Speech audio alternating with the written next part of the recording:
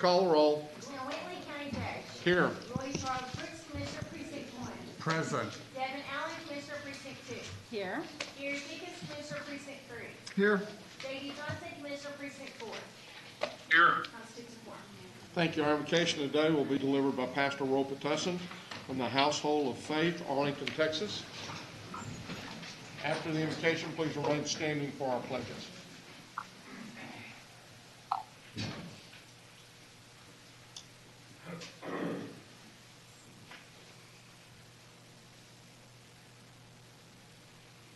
Heavenly Father, we thank you for Tarrant County and every resident in our county. Your word says everyone must obey state authorities because no authority exists without God's permission, and the existing authorities have been put there by God. We thank you for appointing our county judge and commissioners into the position of authority. Thank you for the support given to them by the state and cities in this county. Thank you, Lord, for the beginning of our victory over COVID-19. The life you have saved during this pandemic and families you have comforted due to their losses to the virus. We pray today for your protection and peace over the state of Texas and Tarrant County. We ask for your grace upon the county judge and our commissioners. Give them wisdom as they continue in their service to the people of our county. And we ask for your blessings upon every deliberation today. Heavenly Father, we make all our requests to you in Jesus' name. Amen. Amen. I pledge allegiance To the flag of the United States of America and to the republic for which it stands, one nation, under God, indivisible, with liberty and justice for all. Honor the Texas flag. I pledge allegiance to thee, Texas, one state, under God, one and indivisible. Thank you, Pastor, for coming out today.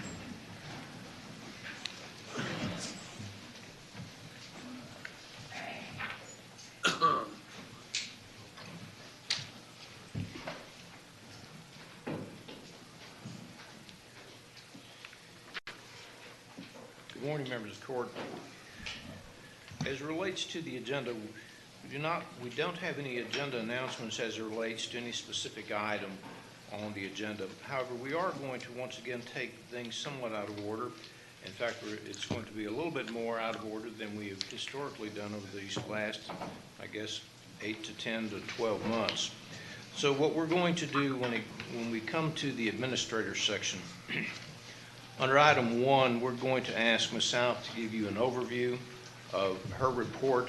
Then we're going to ask representatives from UNT Health Science Center to come forward and talk a little bit about the activities they've been involved in. And after that, we're going to ask Mr. Tenasia to come forward and give his presentation. Also, Your Honor, we do have some audience participation forms, and we would take those probably after Mr. Tenasia's presentation. Okay, thank you. Court member, you have before you the minutes of our regular meeting of March the 2nd. Move for approval. Second. We have a motion and a second. Any discussion? Please vote. Commissioner Johnson? Yes. Motion passes unanimously. We have a couple proclamations today and a couple of announcements. The first is for DeMolay Month, and we've got some folks here from one of the local chapters. I believe Dad Russell is here, Carl Russell, Nancy Lindquist, adult volunteer, and then one of our past, in that particular organization, your kind of presiding officer is called the Master Counselor, and we have a past Master Counselor, Samuel Lindquist Jr. here. So if y'all would come down for a moment. Well, come on up and come down. And I probably messed up on all the Lindquist and all the names and everything else. It's not junior because you're the junior past master. There you go. This is an organization which I was a part of as I was growing up. I was invited to the organization by my best friend. As a result of my involvement in DeMolay, I met my wife. I met the partner that we started a CPA firm, Mr. Penn, Jim Penn. So it had a great deal of influence over me. I say to folks, especially to young folks as they are growing up, to get involved in something and to give it everything you got. Some it may be Boy Scouts, some it may be JCs. For me, it was DeMolay, and I got a whole lot more out of the organization than what than what I feel like I may have put into it. But I'll read this into the record, and then we'll go from there. Whereas DeMolay is a character-building organization of young men from ages 12 to 21, and whereas these young men are seeking to prepare themselves to become better citizens and leaders for tomorrow, and whereas DeMolay helps develop those traits of character which have strengthened good men of all ages, and whereas the organization has carried out the aforementioned goals for over 102 years through programs of athletic competitions, social activities, civic service, fundraising, and charitable projects. And whereas the members of the H. Malvern Marks chapter will observe the year of 2021 as the 102nd anniversary of the Order of DeMolay, so as to exemplify to all citizens here and everywhere their many activities, and to tender recognition to their millions of senior DeMolays, now therefore be it resolved that we, the Commissioners Court of Tarrant County, do hereby proclaim the month of March 2021 as DeMolay Month in Tarrant County. Be it further resolved that we, the Commissioners Court of Tarrant County, recognize the young men of DeMolay and their contributions to the welfare of our community, in witness whereof we have hereunto set our hands and caused the seal of Tarrant County to be affixed this 9th day of March 2021. I'll move its approval. Second. We have a motion and a second. Please vote. Commissioner Johnson? Yes. Motion passes unanimously. We've had other folks that I made mention to some of you. Since there are a number of senior DeMolays in this area, for over 40 years now, there's been a group of us that meets. It's now the first Friday of every month, and it used to be every Friday, but we got busy, and so life continued on. But Judge Curry, Ken Curry, Judge Kais, there's been attorneys at the City of Fort Worth, as well as a number of other folks. A lot of folks are past DeMolays, senior DeMolays, and again, it's an organization that's meant a tremendous amount to me, and I wish all the best of luck as you have your week. Come on in here, and she's going to want to get a picture, so everybody get around here so we can get a picture.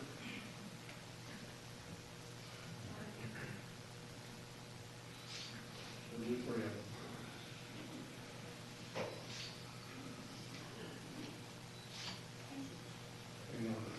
Nothing coming, go right ahead. We appreciate y'all being here today. Thank you very much. Judge Whitley, commissioners and guests, it's certainly a privilege to be in the court this morning. And we want to thank you, Judge Whitley, and others for the honor of being DeMolay Month. It means a lot to us. I know it means a lot to Judge Whitley, his father, who I had the great privilege of knowing. Learned a lot from him in DeMolay. So thank you again all for the proclamation for DeMolay Month. Thank you.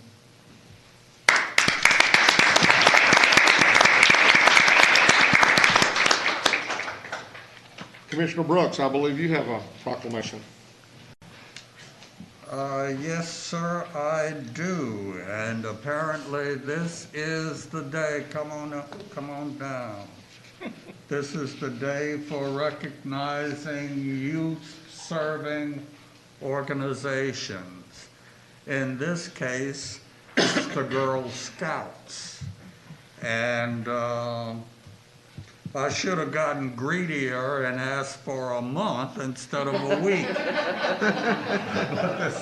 This proclamation is for Girl Scout Week.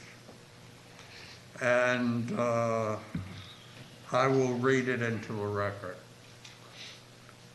Whereas March 12th, 2021 marks the 109th anniversary of Girl Scouts of the USA, founded by Juliet Gordon Lowe in 1912 in Savannah, Georgia. And whereas throughout its long and distinguished history, Girl Scouting has inspired millions of girls and women with the highest ideals of character, conduct, and patriotism. And whereas through Girl Scouting, girls gain courage, confidence, and character to make their local communities and the world a better place. And whereas more than 2.5 million current Girl Scout members nationwide will be celebrating 109 years of this American tradition, with nearly 60 million women who are former Girl Scouts, and offering living proof of the impact of this amazing movement. And whereas locally, the Girl Scouts of Texas, Oklahoma Plains currently serves 17,000 girls throughout the council, who earn over $9 million each year from cookie sales, while giving back to the community through service. Now, therefore, be it resolved that we, the Commissioners Court of Tarrant County, do hereby proclaim March 8 through 14, 2021, as Girl Scout Week, and further applaud the commitment the Girl Scouts of Texas, Oklahoma Plains, and Girl Scouts of the USA have made to girls throughout Tarrant County and across the nation. In witness whereof, we have hereunto set our hands and caused the seal of Tarrant County to be affixed this 9th day of March, 2021. And I hereby move approval of this proclamation.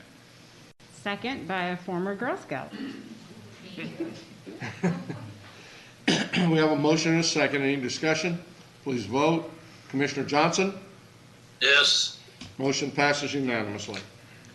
JD, I'm sorry you don't have cookies, but each member on the dais, maybe we'll get you a bag of cookies out to your home. I was going to say, if she has cookies with her, I might buy a few more. We each have cookies. I bought a bunch of cookies. Well, I've already bought a bunch, but I've already eaten a bunch. I bought out a store of cookies. You did, thank you very much. For one of our girls.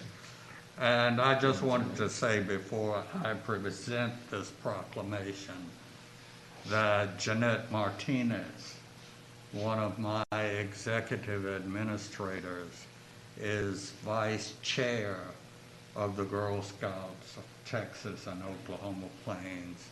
I so wanted her to be here this morning to help receive this proclamation, but she had a family emergency and she needed to take her mother down to Mexico to tend to an imminent death in the family. So, as we remember the Girl Scouts, we pray for Jeanette and her family. Good job, Becky. Thank you.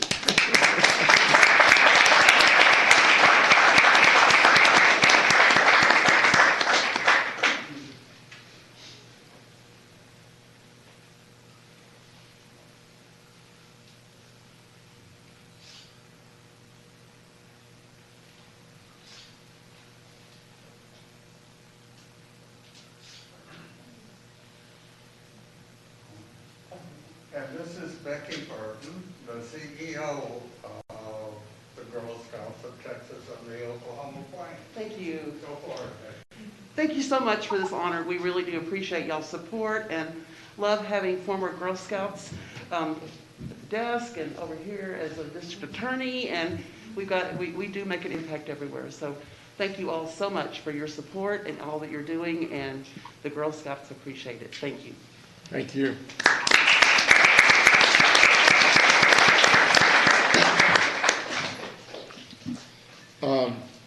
Do you have an announcement? I do. I'm shocked. All right, I know it. I'm going to run through these fairly quickly because I've got quite a bit to share.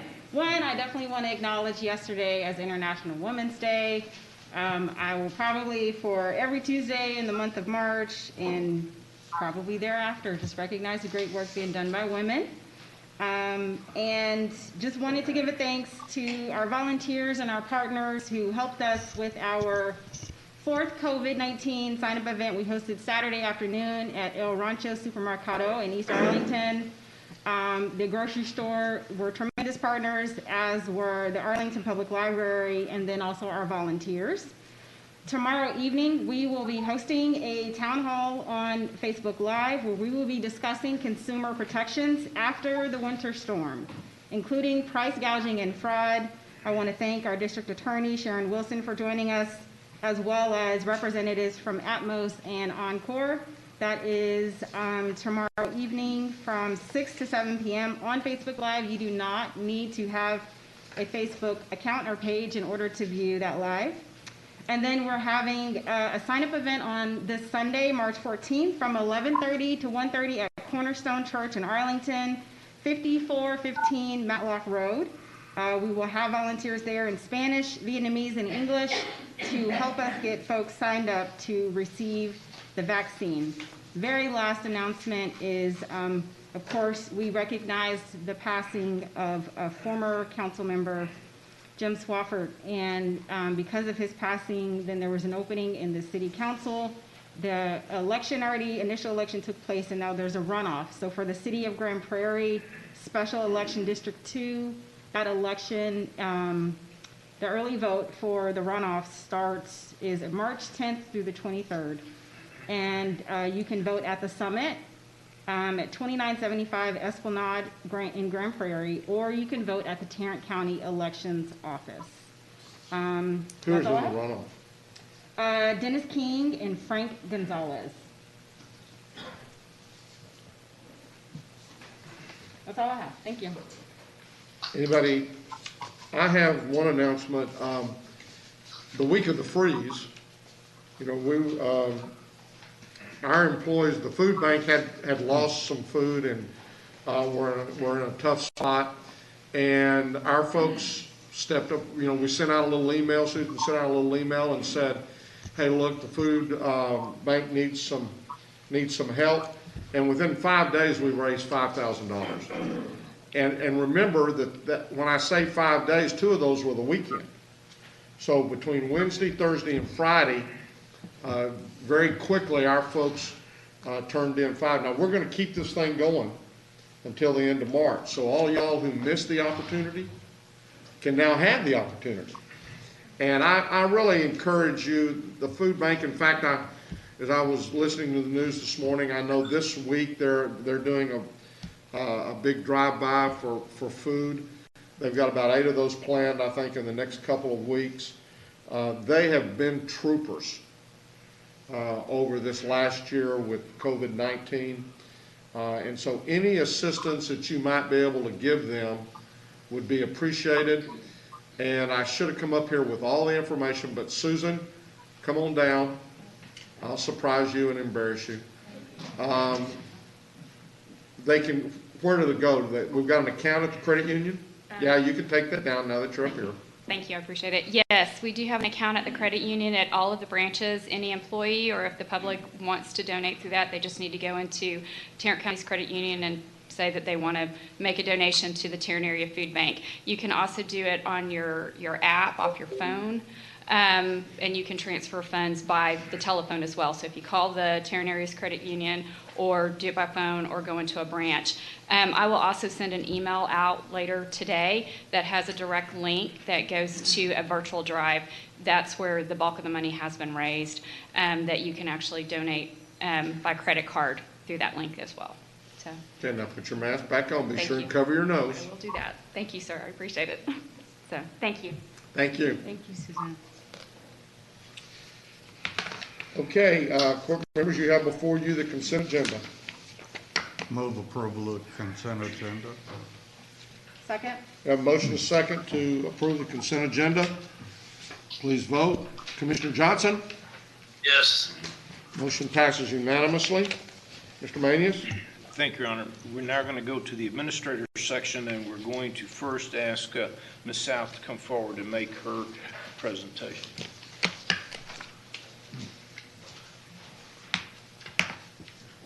Good morning. Good morning, Megan. Let's see if I can figure out the clicker today. Okay, It was easy when you were back there, it wasn't it? was, yeah. Bonnie's back there, she's Now looking you out can for me. feel the pain of some of the folks that have been out here. So we didn't have any substantial updates, so I'm gonna move straight into the vaccination update, and it should be brief. So, just a quick call center update. Group O is now fully staffed with 50 agents, and Public Health is going to transfer the last remaining vaccination line over to them beginning tomorrow. Good. So Group O will be handling vaccination calls. If the volume becomes too much, they can staff up as needed. And I know that there was some discussion last week about the vaccination hotline number reorganization. So we did staff work together, and now beginning tomorrow, when you contact the hotline, there will be one option. It will be option number 1. That will be all vaccine-related calls, no more 2 options. It'll be quick and simple. And then last Did week, you hear that? last, it was a good idea. So last week, Commissioner Allen had some questions regarding the reporting of the vaccination calls based on zip codes. So Group O, we had a conversation, and they did advise that they did start collecting that data for us on February 24th. They just were not reporting it to Public Health. So beginning, I think we received the initial report from them on Monday. From them, I mean Group O sent it to Public Health, and then our office received it. Monday yesterday? Monday yesterday, yes, sir. And so I don't have a full report like we would have liked to have had, but we did, actually Public Health is working, and next week we will have a map that will have the zip codes broken down. It will be broken down by your precinct with colors, so it'll be really easy to tell where the calls are coming from. But in the meantime, I did put a copy in each of your folders. Thank Yes, you. you're very This is welcome. great. So there was around, I think, 8,300 phone calls total that they have reported on, and I broke it down by the top 10 based off of volume. So that's in there for your review. If there's any questions, be more than happy to try to answer.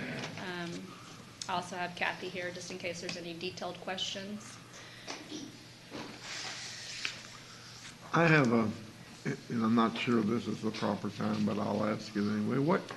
What is our plan for the ISDs as far as providing a vaccine?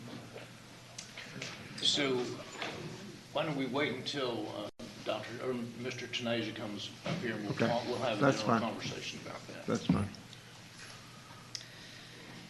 So what's your average wait time now? So during the week, we're doing good. The average wait time is, they're keeping it under that 15-minute threshold. The weekends have been a little bumpier, but they've worked it out with staff. We've had the daily calls, so they're a little bit longer than what they should be, but I fully expect that by next weekend, there won't be an issue any longer. And how many people have we registered via the phone line versus the computer? Do you know how That's a many? good question. Kathy, do you know the answer to that? I'm sorry, but I can get that information. We'll get it for you and email it out to you all. That's okay. Because I really, beginning really today, my thought is I want everybody in the county that is 16 or older to register. And I'm mean, unless Benny gets up here and says otherwise, we need to be getting, you know, I'm the optimist. We're gonna have, you know, we're gonna have a whole lot of vaccines, and I wanna make sure we have a whole lot of people to put them in their arms. And so we've got to get that, that number up. And we only, you know, I really want to encourage people to only register once, because I think as we were cleaning up our data, we found maybe one person had registered 40-something times. And we only need you to register once. You don't improve your chances by, you know, registering 47,000 times. But I just want to make sure that if we're going to tell everybody to do that, then they're not going to end up having to wait on the phone line for 30 minutes to an hour to get there. Okay. Any other questions? And then just lastly, just a real quick update on the transportation options that we had covered last week. So Trinity Metro is now providing the trips directly to Globe Life and Esports in Arlington. The webpage that was specifically designated for the vaccination program is up and live, and that website is tarrantcounty.com/vaccine rides. Do they catch that out of the intermodal hub? Kristen? Yes. So how often does it run? Every hour. There's a schedule in the agreement, I think. Every hour. Every hour. I've heard that echo. Okay, thank you, Megan. You're very welcome. That's all that I have for today. Thank you, Megan. Click on past all this. Okay, our second presentation is going to be by UNT Health Science Center. We have both Dr. Sylvia Trent Adams and David Mansdorfer here that will be making presentations. Dr. Trent Adams is going to be first. Good morning. Good morning, Judge Whitley. How are you? Good. Good morning, Commissioners. So glad to see you again. Well, the University of North Texas Health Science Center in Fort Worth is pleased to have the opportunity to provide an update on the vaccine administration contract that we have with Tarrant County. This partnership, we are looking for, and through this partnership, we're looking forward to increasing access to vaccines, decreasing the number of infections, and decreasing mortality in Tarrant County and the surrounding areas. We are looking forward to working with GK and the team. We've been having routine calls, and we've been scheduling a number of calls with partners in the community to get more information on where the greatest needs are and what tools and resources are needed to make sure we can hit the ground running. So today, my colleague David Mansdorfer and I will be, just wanted to let you know, we are going to continue to lead the effort at HSC. We'll be actively involved as now taking over the vast majority of our workload, and we're very committed to making sure this is a successful endeavor. We have had weekly meetings scheduled with the county to maintain communication on the project, and we are also setting up recurring meetings to work through the operational tasks at a more finite detail now that we have the contract awarded. So in addition, we remain open to meeting with the commissioners and any of the county leadership who want to have a conversation specifically on a particular task, or if there are concerns regarding the vaccine project, we're open to meeting with you as needed. So today we're going to provide a few updates on three basic topics. The first one is implementation of the contract, the vendor that we've selected, registration, and community engagement. David and I will provide an update on the site selection, registration, and our efforts specifically as it relates to underserved communities, as well as some specific tasks that need to be addressed very quickly. As I mentioned, let's see, let's go to the next slide. So here are the topical areas that we'll be talking about today. As I mentioned, we have selected a vendor for this contract, and that is OptumServe. OptumServe has some history with Tarrant County, have done a phenomenal job in California, North Carolina, as well as in the state of Florida in vaccine administration, large sites, and also specifically addressing any unmet need in areas where there were significant gaps in access to vaccines. They've worked on communication, everything from vaccine site administration, management, delivering the vaccine itself, follow-up, and also data collection and registration. So this contract, we anticipate, will provide end-to-end COVID-19 vaccination administration as well as management services. It includes healthcare professionals, logistics, secure technology, and other associated activities needed to coordinate fixed site vaccination services. So the site selection, I want to talk about that specifically because we have had some questions from commissioners around which sites are we selecting? How are we going about doing that? So I just wanted to provide an update. We have been asking for data. We've asked for data from the community stakeholders, such as Meals on Wheels. We work with the university's database. We've also culled through some of the county's data. But we are open to receiving feedback and any suggestions. We've received a list from some of the commissions on sites they want us to consider. And we'll go on site, meet with the leadership of those organizations, specifically faith-based or community-based organizations that they want us to consider. We'll have to look at the site to make sure it can accommodate a vaccine site without further transmission of infectious disease. So we have done some of these already. We've looked at a church in Stop 6, and we'll be coordinating as our first site, and we'll also be working with other sites around the area, such as in the Ridgemar Mall location, as well as near the Meacham Airport. We've been in coordination with GK and the team to make sure that we're all on the same page with respect to site selection, as well as looking at the data to support those site locations. But if any of you have a suggestion on sites you'd like us to consider, as I said before, please just provide us that list. We'll go through, look at the data, and also make sure that there are sufficient resources in that local site to be able to support a vaccine. Registration. We are looking at tactics to increase our registration. We talked about this some of in the original briefing to you all around the project, which would be looking at strategies to get out into the community, working with community leaders and stakeholders who have suggestions on how we can increase the number of vaccine recipients. Some of the work that Commissioner Allen has done has been just phenomenal, increasing access to registrations. We'll continue to look at some of those efforts that you have implemented, as well as some suggestions from Commissioner Brooks, as well as the ideas we've got from Vinnie and from GK. So we will looking at doing registration drives as well, developing toolkits and resources for the community, as well as for providers who are in the local area who have access to patients who may be in need.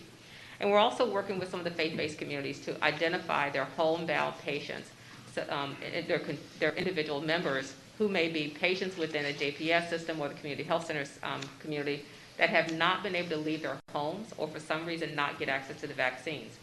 We at HSC do have providers who've been doing some home-based care and been delivering vaccines in the homes, and we'll make that a part of this initiative to make sure that anyone who needs a vaccine, is homebound or frail and elderly or can't get out, we'll make sure we provide access to them. And the last area that I'll be talking about is community engagement. We are looking at ways to reach and inform and support the community through messaging via social media, as well as through routine print media as well. There is an effort right now to develop some media tools and some resources. We shared that with GK's team, and David Mansdorfer will present that in just a minute. We've had calls with community leaders to get a sense of the needs and resources that are needed to support all aspects of vaccine distribution and registration. We have calls scheduled with additional partners this week to identify their current efforts within their community and what we can do to support them, because we don't want to duplicate and waste the county's resources. We want to leverage every resource that we have to save us as much money as we can going forward, but do it in a way that is going to meet the need. The last thing is that we will compile a list of community leaders willing to do outreach and provide educational materials to their community, and especially in the faith-based community. We want to reach communities to engage them directly with those print materials, as well as social media. We will be doing some call banks. We've set up a call center to support, reach out to those individuals who may not have access to the World Wide Web and may not have a smartphone, to make sure that we can build that partnership going forward. And last but not least, I wanted to say that this partnership is very important to us, and we are committed to making sure we do everything we possibly can to make sure this is successful. But we cannot do it alone. The county can't do it alone. It's going to take all of us working together to make sure we have a successful vaccine effort in Tarrant County. And now I'll invite my colleague, David Mansdorfer, to come up to share with you the materials that they've been working on with our vendor. Good morning. Good morning. It's always hard to follow Dr. Trent Adams.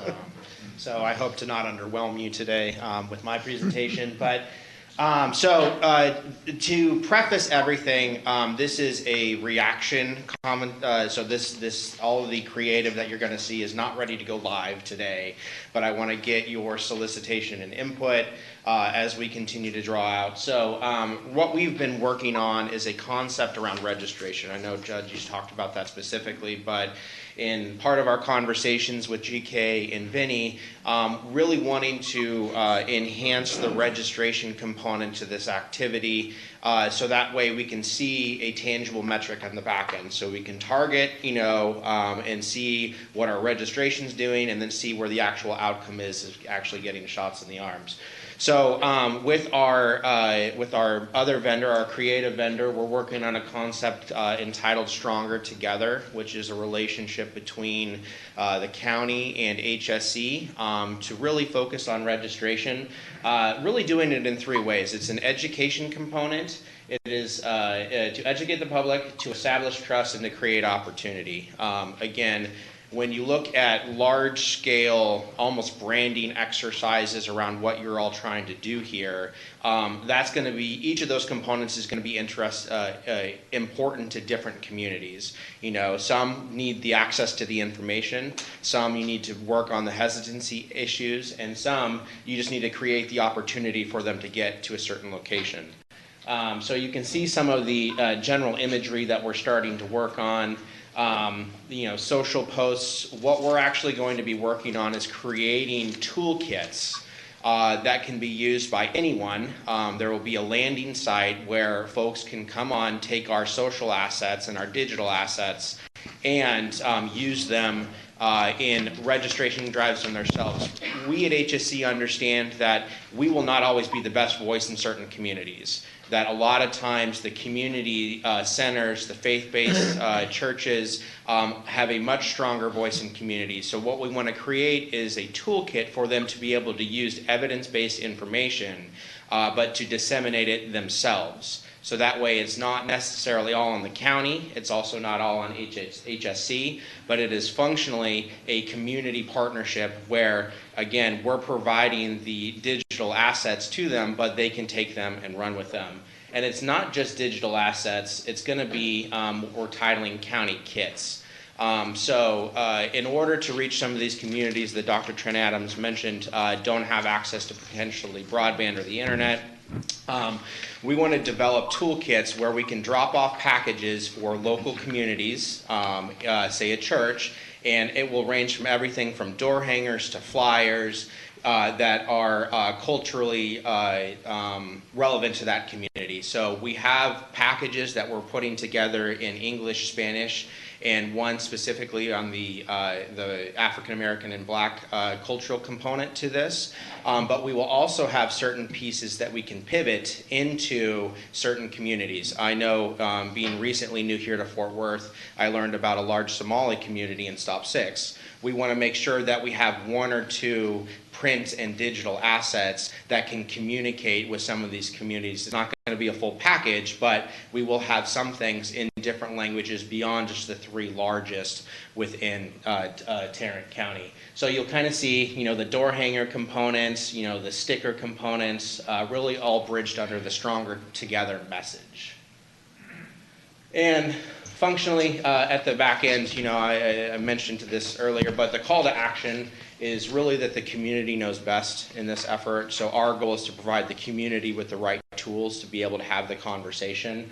And in order to do that, we really view it as trust building, which is a consistency, that when we approach the communities and we're with the communities, that we are consistent in our efforts, both message-wise and also when we set up operations with OptumServe.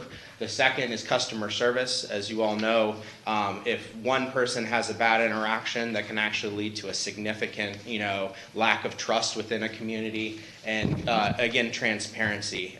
In this conversation, the ability to be forthright and honest with the communities on what's working, what's not working as we go along this process is going to be very important, because we know coming in where some of these communities haven't been touched very often by either HSC or other government entities, our goal is to be able to build that trust, and that feedback component is going to be very important to how we shape messaging and how we interact as we go through this. So That's really the update. I hope to have the digital package available pretty shortly, and I'm just saying pretty shortly because we're working pretty quickly to get it done.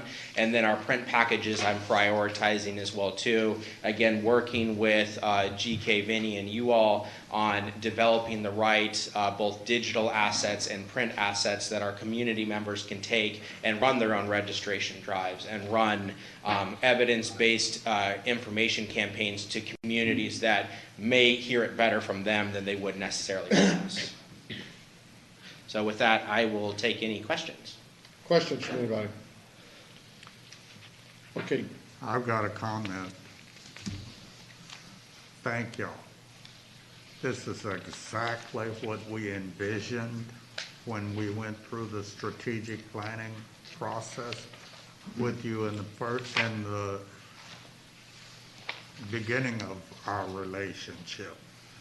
Your strategic plan was exactly what we were looking for as a guide to how to get 2.1 million shots in arms in Tarrant County. And I think that your plans for implementation do great justice to the strategic plan. So I thank you for your partnership with us. We too take the relationship very seriously. We are married for the long term, not just on this issue, but on other issues of community health. And I look forward to working with you further. Thank you, sir. I agree. First off, I want to echo what Commissioner Brooks just said. This is exactly what I think we loved about your strategic, your presentation in the beginning, and you're following right along with what I'd hoped you would be doing. Just a couple of things. The last couple of days, I've been getting more and more comments about the desire to have vaccine sites in the northern part of the county. I know that we've looked at Texas Motor Speedway as a possible site. A lot of people view that as, since it's out of Tarrant County, that it's not a Tarrant County site. So just hear that, and as y'all begin to look at your site selections. I'm the optimist. I hope that we're going to see a week where we may get 150,000 vaccines in here. So one of the things that I would be interested in maybe meeting and understanding is, again, an inventory of where our locations are and what we feel like we could put out in a week. I know that Arlington right now with FEMA is running 7 days a week. I also know how difficult that would be on the people who are running the sites. So realistically, I would like to have a feel for what we think, because if we got 180,000, if we could get to 180,000 a week, then 3 weeks, our fourth weekend, if it's Pfizer, we're now looking at 360,000. And at the same time, that also tells us if we're doing 150, we're probably still 5 to 6 weeks from having everybody who wants to be vaccinated from that standpoint. That's a great point, and functionally one of the things that has been the most interesting part to be able to scope this work with our vendor is we have developed an arrangement with OptumServe, which is part of United Health Group, where we can scale very quickly and then we can scale down. Our goal, again, with some of these communities, we don't want to go in and start and be there a couple days and then off and then on and then off, because that doesn't develop trust. So we want to start at maybe a lower threshold and be consistent and then be able to ramp up. But again, our relationship with OptumServe allows us to scale very quickly based on that availability. But, and, you know, I talk to GK and Vinny about this often, we don't want to rob Peter to pay Paul, meaning we don't want to build capacity that pulls capacity away from current active sites before we have enough vaccine available. Right. So Exactly. we're very sensitive. It's a speculation game, you know, right? And we guess every week what we think and we forecast.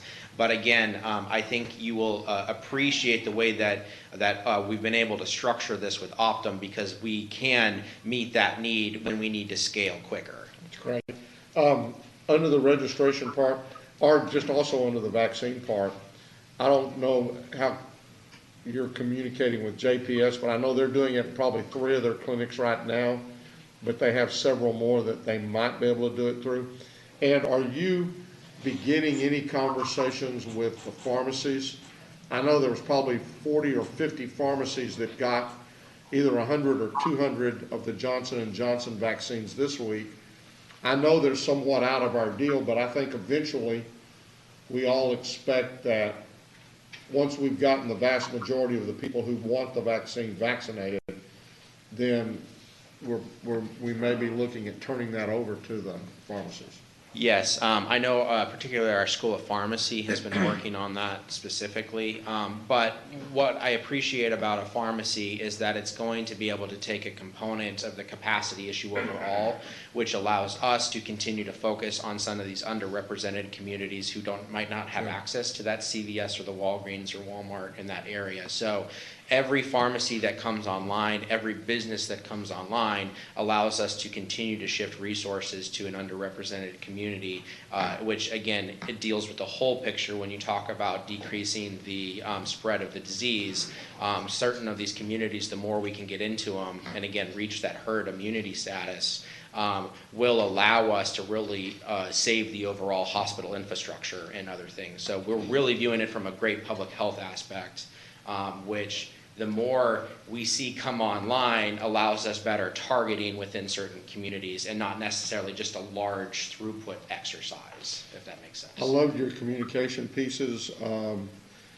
Parent churches together, if you haven't talked with them, or then also maybe the bishop for our Catholic diocese and our Methodist conference, or somebody who we could help if you need any assistance in those lines of communications. And when our digital and print assets are ready to go live, we will make a big splash of it in conjunction with what you all are doing. And it won't require much effort from a partner organization to get them. Our goal is to make it easy and customer service friendly so that if they want it, they can come get it, and we'll either drop it off if it's a print package, or they can just pull our digital assets and run with it themselves. Super. Yeah, thank you all very much. No, I've got questions, comments. Well, I was a little surprised that you had no. Well, you know, I was trying to share the love. So one is, we will be getting you a list of the sites or organizations in Precinct 2 that have expressed an interest. We'll get that to you later today. Second is, I do like the messaging as it's been presented here, and I know that's in draft form. I think that it will be very impactful to use photos of real people in our community, which you all have listed here. Will definitely be helpful in providing some recommendations for folks who represent, you know, Precinct 2 or just the broader Tarrant County. The image that is in here is problematic for me, and I imagine it will be for some other folks. So I want to make sure that as we are developing collateral that is culturally relevant, that we try to make it as broad as possible. If I were to show this image to probably a group of particularly women of color, they would say, you're doing too much right here. So I'm just giving you very frank feedback. But I know you have to start somewhere, and we'll get there together.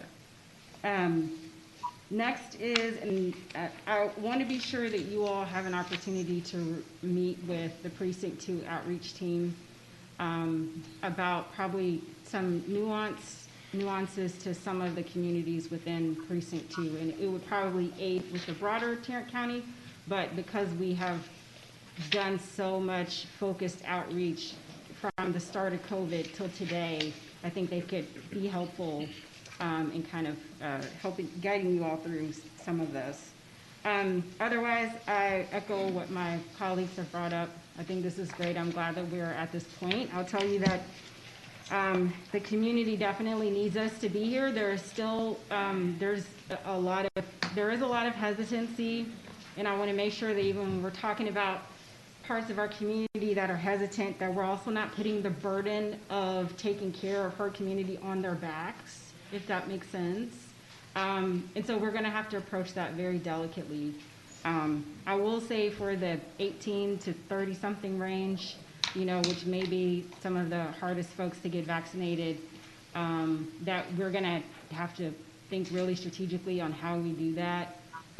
You know, as I shared with a millennial, which I don't speak for all millennials, just like I don't speak for all black people, I don't speak for all women, but we are generally a cynical generation, and we're not very trustful of people in power or people in leadership, because we want to see it lived and walked out and not just talked about. But I think we have a tremendous opportunity there, because a lot of the folks, even here in Tarrant County, that are in that generation are tremendous influences in their industry and in their families and in their communities. So those are just kind of the things right off the top of my head to give you all some direct feedback. But I've enjoyed working with you all so far, and I look forward to doing that. I think that we have a great opportunity really to continue to show Tarrant County as a leader in how we're responding to and working to mitigate COVID. That's all. Any other questions?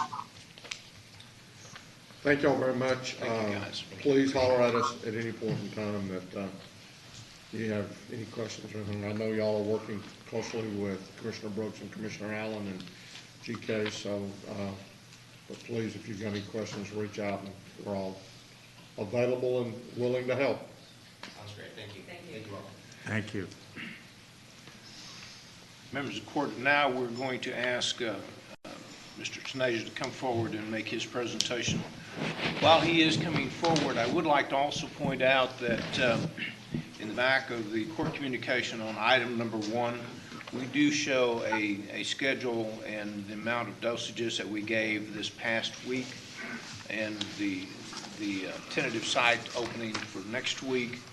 And also something that I think that Vinny is probably going to talk about is the number of people seeking tests.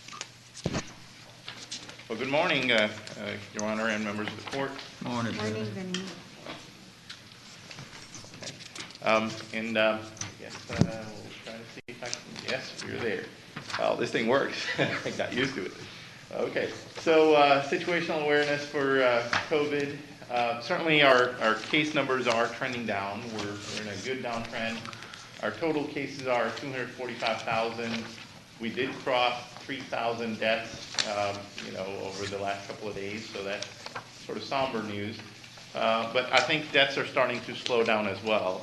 So we're now sort of matching in with the trend that we're seeing, cases declining, so deaths are declining. On the chart on the right, it's the trauma service area E, that's the hospitalizations. I wanted to point out we're finally in the green. That is great news for Tarrant County and great news for our TSA. Our Tarrant County hospitals have about 342 cases with confirmed COVID. That's 7.3% of the total hospital capacity. We haven't seen this in a long time, so I'm just excited to see these numbers come down. ICU, we still have about 21% ICU utilization, but that's been the standard. I mean, people who get COVID, almost 20% end up in the ICU. So that's still holding true, 89 in the ICU. But bed capacity in the ICUs is increasing. We have 56 staffed beds available. Trauma service area E, as we talked about, is declining on hospitalizations as well, about 1,060 people in the hospital. That's 6.6% of the total capacity of the hospitals in the 19-county area. 211 ICU beds available. And as you can see, the chart on the bottom is the DSHS bar graph about the hospitalizations, a consistent decline. That's what we'd like to see, so it's very good news. There is a little bit of a caution developing about the variants. We did identify some in Tarrant County as well. It's the UK strain. Currently across the country, it's been found in 46 states. CDC has issued sort of a warning, if you will. People are excited about the downtrend, so there's some relaxation about, you don't need to wear masks, and, people are just excited because we're going through all of this, and, it's hard to keep up with all the restrictions and changes. So what they did say was they're seeing a plateauing of the decline. So nationally, we were declining for several weeks now. And now, for the last few days, we're plateauing at about 60,000 cases a day. So they've done some mapping to find out what is going on. So normal variants that we were seeing are declining, but the UK variant is increasing pretty rapidly, sort of negating the impact of the decline. So they're saying that this might become a problem nationally, because again, it's in every state pretty much, 46 out of the 50 states. And locally, of course, in Tarrant County, we found some, Dallas has some, and then Houston has multiple variants in Texas. I think they've pretty much found all the predominant ones, the South African, all kinds of strains. And another news that's developing out of New York, which is more troubling, is the South African strain is starting to pretty rapidly spread there. And the reason we're worried about that one, because that's made the news about having some challenges, the antibody treatments that are there don't necessarily work well with it. And then also the vaccines might have lower efficacy in initial studies against that strain. And that's why Moderna and some other companies are racing to develop a booster against the South African strain. Not yet here, but again, just a word of caution. Yes, we're in a decline. We all love it. So yes, yay for all of us. But we need to continue to do our part to make sure we're staying safe and we don't see a resurgence. And there are examples. Europe has had a resurgence a little bit, about a week or so. They've had increase of cases after declining for several months. So again, just to learn from what's happening overseas, we need to all be doing our part to maintain this at a low level. Trends, as you can see, sharp declines in cases, followed by similar declines happening in death rates. So things are on the mend in Tarrant County at least, so we're pretty excited about that. Here's all the other charts. The one chart on the left is the positivity rate. We're down to about 8%, so we're below the 10% mark. So if you recall, that was one of the criterias from the White House Task Force about being in the red zone, so we're out of the red zone on that one. And then another criteria they used is the bottom chart on the right is the case rate per 100,000. I think we're at 80-something, 81 per 100,000, and we're below the 100 mark, so that's another criteria they were using. And independently, either one, if they were above the threshold, you're in the red zone. Both are below the threshold, so we're not in the red zone anymore. So that's great news. And everything else is, as you can see, in a decline. Hospitalizations, COVID-like illness. So where did that leave us? We're still at substantial spread, but we're getting real close to lowering that down to moderate spread. We don't have a color-coded gradient. A lot of other counties did that. But, we came close to it around, I think, Labor Day, and we were going to call it moderate, and then it just turned back around right after Labor Day. And I'm a little nervous because spring break is coming up. So we'll see what happens. But so far, things are looking good, and we're pretty close to calling it moderate. Our reproduction rate of the virus is at 0.75, and the doubling rate is 85 days. So that's good news. If you're below 1, that means the virus spread is slowing down. So we'll keep an eye on that, see if anything changes, because that could be an early indication. But as Mr. Manius mentioned, I do have concerns about testing declining. All across the country, there's been a lack of interest in testing. So we need to encourage everybody and anybody who has even mild allergy-like symptoms. I know spring is approaching, so people are going to have that. Come get tested. Because if we don't do the testing, we don't know if there's a trend change. Testing is a case-finding tool, and as we know, a lot of people have mild illness. They have asymptomatic illness. So this would be flying blind, so to speak, if we don't have enough testing going on. And if there's a trend change, it's going to be visible several weeks later when people end up in the hospital. So that's kind of our concern there. Some of the sites have had very low testing numbers. On a given day, there might be 20, 30 people showing up for testing. far cry from the thousands that were showing up. I know that when people are feeling better, they don't want to go for testing, but we're encouraging everybody, if you have even the mildest symptoms or you think you've been exposed, come to our testing sites, get tested, let's see what's happening in our community. So what should we do? This is a refreshed graphic from the CDC, different from the previous one, but the message is the same. We need to continue to wear our masks.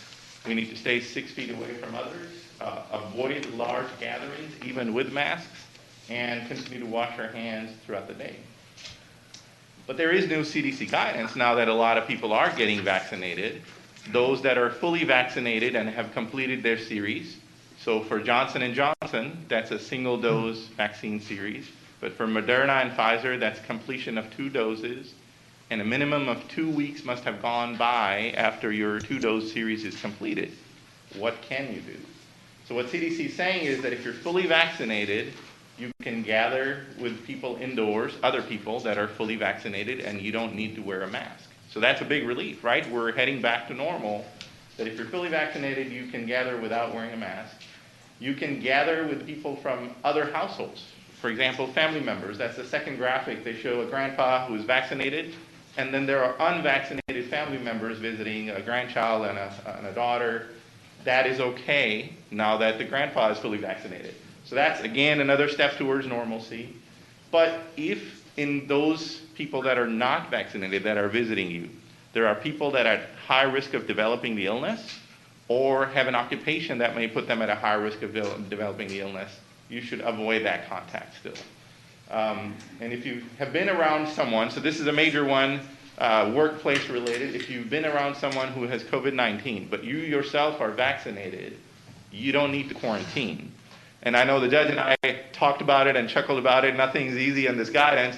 So 2 weeks must have gone by for you to have the full impact of your second dose, and you must be within a 90-day window so far. I think they're going to revise that at some point, but there's the golden period, 2 weeks from fully vaccinated, up to 90 days, and if you have a work-related exposure or another exposure, you don't need to quarantine unless you develop symptoms.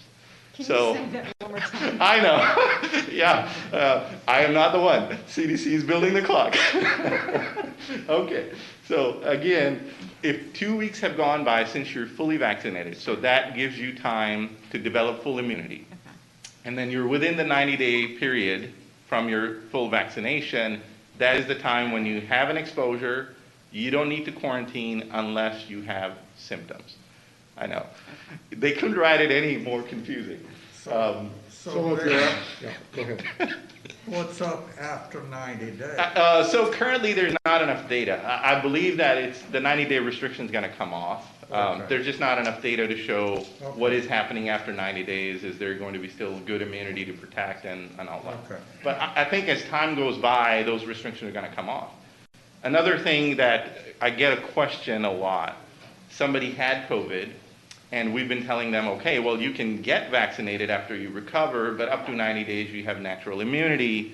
You can give up your dose for somebody else and wait the 90 days, right? So people have done that. But then there were questions, do I need the 2-dose series because I already had COVID? So far, the answer is yes, you need both vaccines.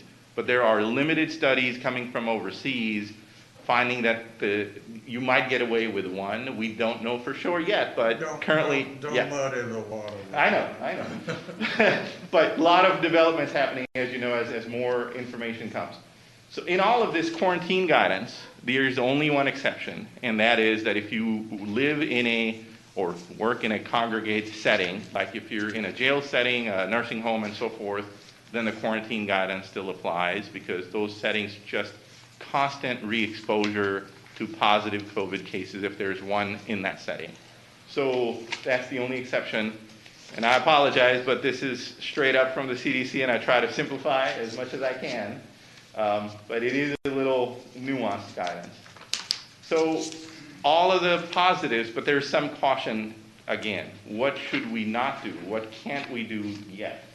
And even though you're fully vaccinated, if you are going to be meeting with a group of people where there are folks that are outside of your household and there are a mixture of vaccinated people and unvaccinated people, you still need to maintain 6-foot distance, wear a mask, try not to do it indoors.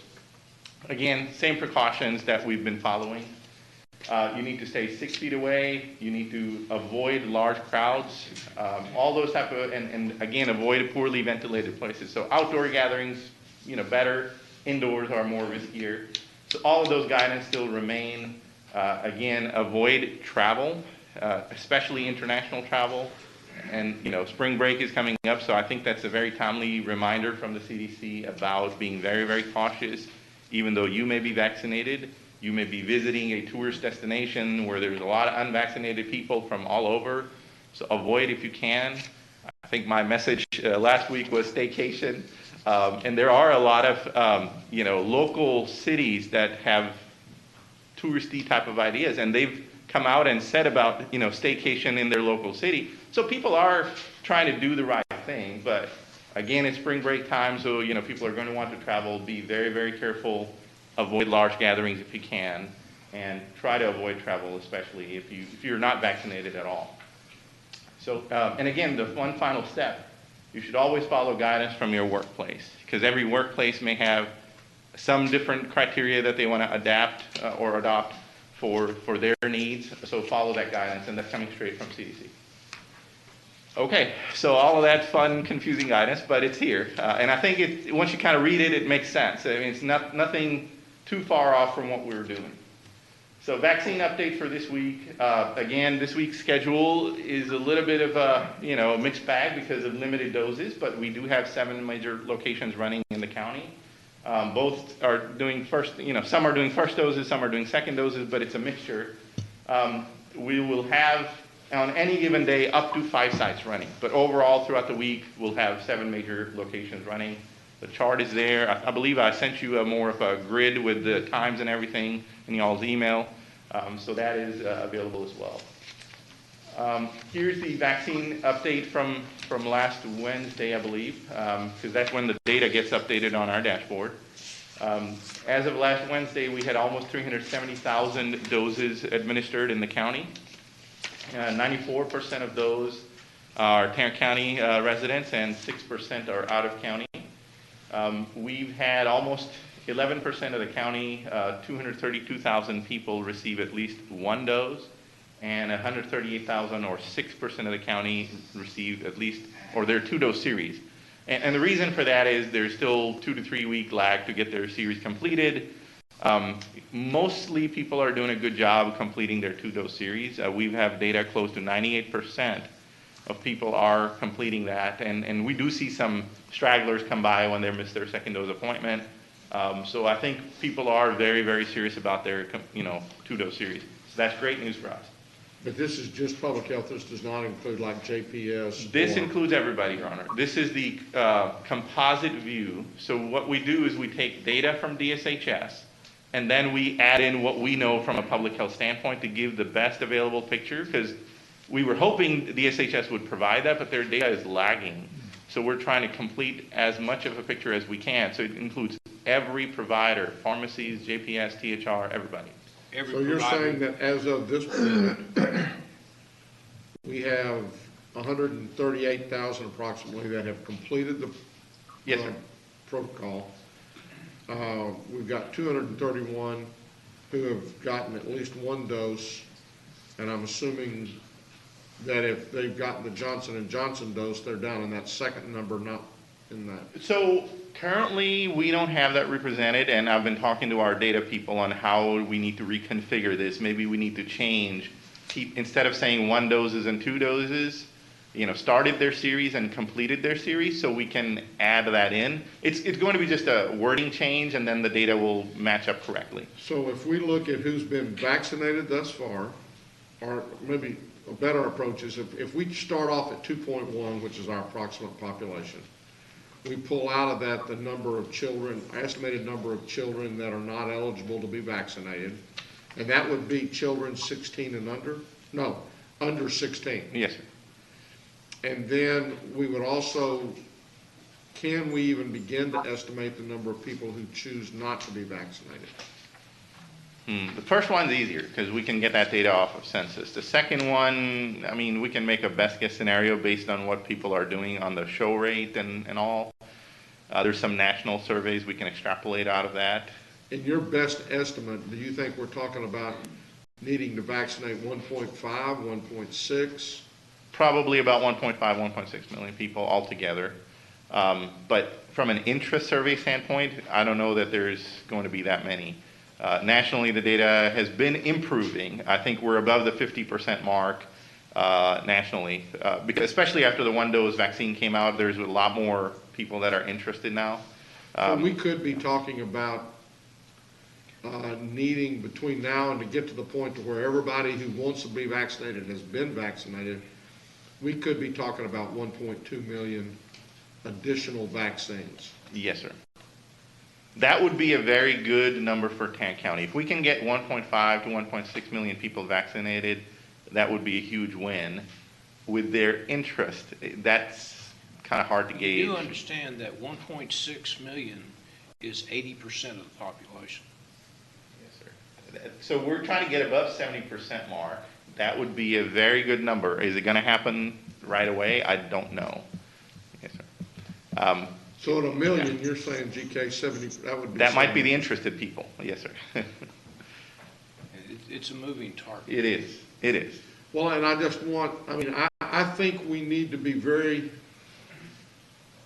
working very closely with UNT to make sure that we've got the sites available, whether it be, taking them straight into neighborhoods, doing it through churches, whatever it may be, to get to that. And then I think the other thing is if we end up with a big week where we get 180 or 100 whatever thousand vaccines, that we have talked with the various mega sites and said, what are y'all willing to attempt to do? We know that FEMA has done 7 days. The esports, I think the most they've done has maybe been 4 or maybe 5 days. Hearst has done 5 or 6. But I just think that if next week or 2 weeks from now 180 shows up, we need to have begun to prepare them or ask them how much they're willing to do in a 1-week basis, because it's going to be very tough on them. And we need to have an estimate as to what we think we could take, because the last thing in the world we do want to do is take vaccines that we can't get in the arm of somebody. We will do that. No problem. Before you move on, Vinny, I wanted to make sure I understood something that you said. So for the slide that's up right now, you said 98% have completed their doses. So the second dose show rate is about 98%. So people who are due their second doses, almost 98% of them are coming for their appointment on the day of, and some show up even later. So the completion rate may be approaching almost close to 100%. Okay. Yeah, there's always a few people that miss out. Sure. Okay. That happens. Thank you. So just a quick update on the little graphs there. As you can see, there's still some pockets of low coverage, but things are improving all across the county as we progress and more efforts are made into prioritization and focusing on certain areas and all those type of things. We are seeing improvements in coverage across the county, and now some clear pockets of low coverage are emerging. I know one is clearly in Haltom City area, so we're going to try to see if we can do a messaging drive to get the signups going, see what's going on there. But again, partnership with UNT, I'm liking their strategy of really trying to get mobile, get on the ground.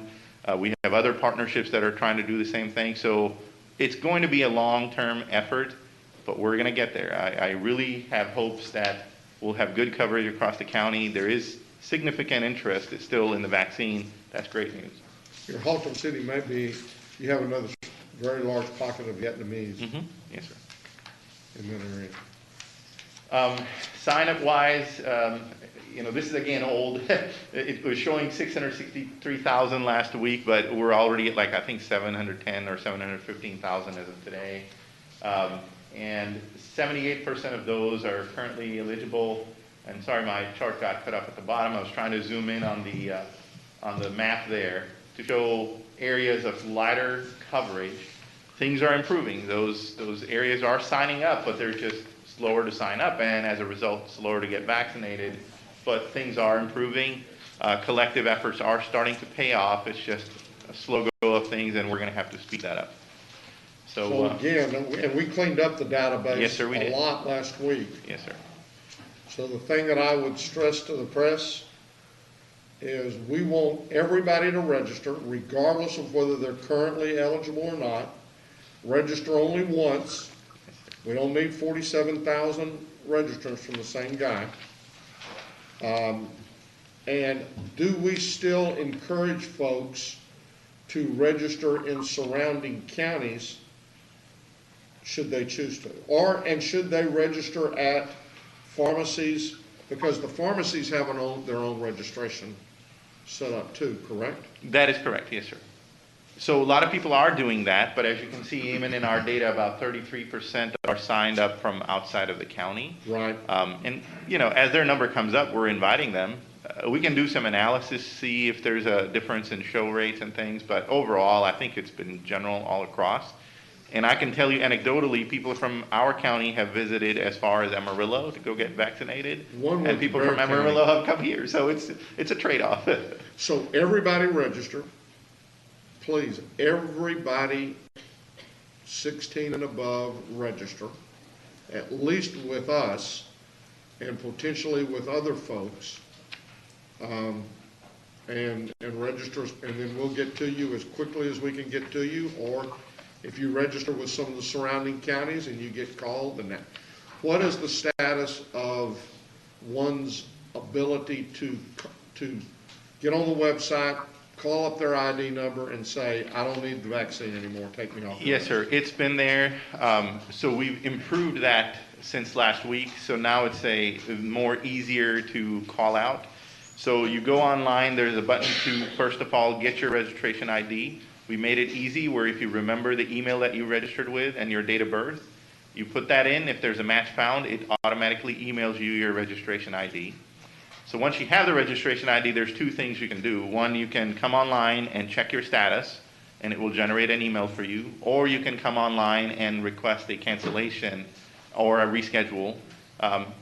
Reschedule is not that important at this point because we're letting people sort of come the following day or the day after once they have that appointment, but they can request a reschedule or they can request a cancellation. People are using it, and it's coming right into our database, and it's canceling their registration, so we don't call them. Now, and maybe Arlington has changed this, but the first step in the process to get into Globe Life Field is you got to get into the parking lot. And you can't get into the parking lot unless your name's on the list today. I checked on that. They said they're honoring previous missed appointments. I've double confirmed that. Okay, that's fine. Yes, It's just yes, because that was something that a little while ago they weren't doing, and so. Yes, sir. Okay. So they're doing exactly what we're doing. Again, the goal is not to be a barrier. They just need to bring the email to show they had an appointment at one point in time. Yes. And they didn't make it. Occasional things do happen because there's so many people involved in checking that, but we've trained and retrained, and they've done the same thing where people can look up in the database and verify that somebody had an appointment. Yes, sir. Okay, so here's some demographics. Yes, sir. Not everybody has email. Yes, sir. So we've allowed for people without email to register as well. We can put in a fake email called noemail@noemail.com. Our hotline tells people how to do that. On the website, there are now links to, there's a sort of a blog that captures all of the generally available free email services and how to sign up. So we put a link to that because Hotline was having to show people how to actually build an email address. So that is available on our website. People can go read, or otherwise they can register with a fake email. The only thing is then you won't get an emailed appointment. You will only get a phone call and a text message. We're trying to get at it every different way, not be a barrier, just try to get the vaccine done. So just a little bit update on the demographics. Overall, things are improving, as you can see with the effort at the FEMA vaccine site. The numbers are improving in the 75 and older and the 65 and older age group. We're going to see more following week as a full week of effort goes through. Our African American percentage here is improving a little bit, about 6.4%, I believe, but specifically at the FEMA site, we're approaching 11%. And then in the Latino group, we're in this data at 7% as a county, but at the FEMA site, we're approaching almost 22%. So as you can see, people did get prioritized living in high SVI areas. That did catch some of the discrepancies we had overall. So I think we're going to see some improvements because this got done in a short amount of time. We're going to see some improvements overall as a county. So things are on the right track here. Again, that doesn't mean we stop the work. We're going to have to reach out into the community, as you heard from UNT, get more folks signed up. But I think those efforts are starting to pay off. And that's all I have. So if we could, Commissioner Fickus had asked a question concerning the ISDs. If we could maybe have a conversation about that. Absolutely. Commissioner, as soon as the category became open, and that included school staff, not just teachers, but all school staff, whether it's a bus driver, cafeteria worker, anybody who works in a school setting, or a child care setting. So that included child care, Head Starts, early Head Starts, all those type of programs. In our database, we opened that up. So originally... Did you say that included teachers? Yes, sir. It includes the teachers. Okay. And substitutes. Yes, sir. It does. So anybody that works in a school setting or a child care setting is now eligible regardless of their health conditions. So what we had done originally was there were about 53,000 or so that were registered. Around 23,000 had already received a vaccine appointment from us because they had underlying health conditions or were over 65. So when the category became open, we made the rest of the folks eligible, and they've already been receiving appointments, whether it's at our sites, at the FEMA site, or the Arlington site, everywhere. But then City of Arlington did do a special effort to try to specifically address school population. So on Monday, they did an effort with Arlington ISD. They have an effort again on Wednesday this week to address Mansfield and Kennedale, and they've requested 1,400 people off our list, no matter where they are from. Okay. So we've given them that. And then the FEMA site is getting thousands of appointments for school and child care related. Are we providing that vaccine? I saw that Arlington had vaccinated 3,000 employees. So we're not providing that. They got it from the FEMA pot. They had 6,000 Johnson & Johnson doses show up to be used, and they got a deal done with FEMA saying instead of doing them all at the Globe Life, can we split up and do it at East Sports? And they did. How would a school district, yes, let's sir. say in my area, how would that school district acquire that vaccine? Contact FEMA? Contact you? So the school district would not acquire the vaccine. It would be one of the provider sites. And what is happening is that all the schools have received a notification from us to sign up their staff, which they have been. And those staff are being given appointment with priority at all our sites. So the site in Hearst is getting a lot of school teachers and child care workers as part of their appointment group. They're just not doing it as an organized, okay, today is HEB. No, we're not calling by school district. It's as they sign up. Did you not say Arlington set up they did. Made yes, arrangements? Sir. Yes, sir. How did Arlington do that, and how would other school districts do that without, where they can 1 day, 2 days get everybody vaccinated? So Arlington had some kind of a special discussion with FEMA to pull off that vaccine because FEMA site was full, and they said, well, we can do this effort while you guys are here. It is still your vaccine. We can just split up and create a secondary site because they were not using their eSports site because they had spent all their staff over to help FEMA. So they had capacity to open a second site as a supplement to the FEMA location, and they got it done using FEMA vaccine. We don't have access to the FEMA vaccine. We still get the 10,000 doses that we receive. What we're doing is giving priority to the school group, just like we were giving priority to healthcare workers. That group is almost done. So almost half of our capacity is going towards addressing this education group. Okay, That, Yes, sir. Okay, So- let me say one thing. go ahead. FEMA got the extra 6,000 Johnson & Johnson for 2 weeks thus far. We don't know whether they're gonna get it again for every week or not, but 6,500 each week. FEMA allowed Arlington, at Arlington's request, to do this for Arlington ISD, for Mansfield. We had kind of, in the past, taken the county and broken it up into quadrants. Arlington was doing kind of doing the southeast part of the county. Hearst is doing kind of the northeast and north part, and then everything west of 35, Resource Connection and some of these other locations.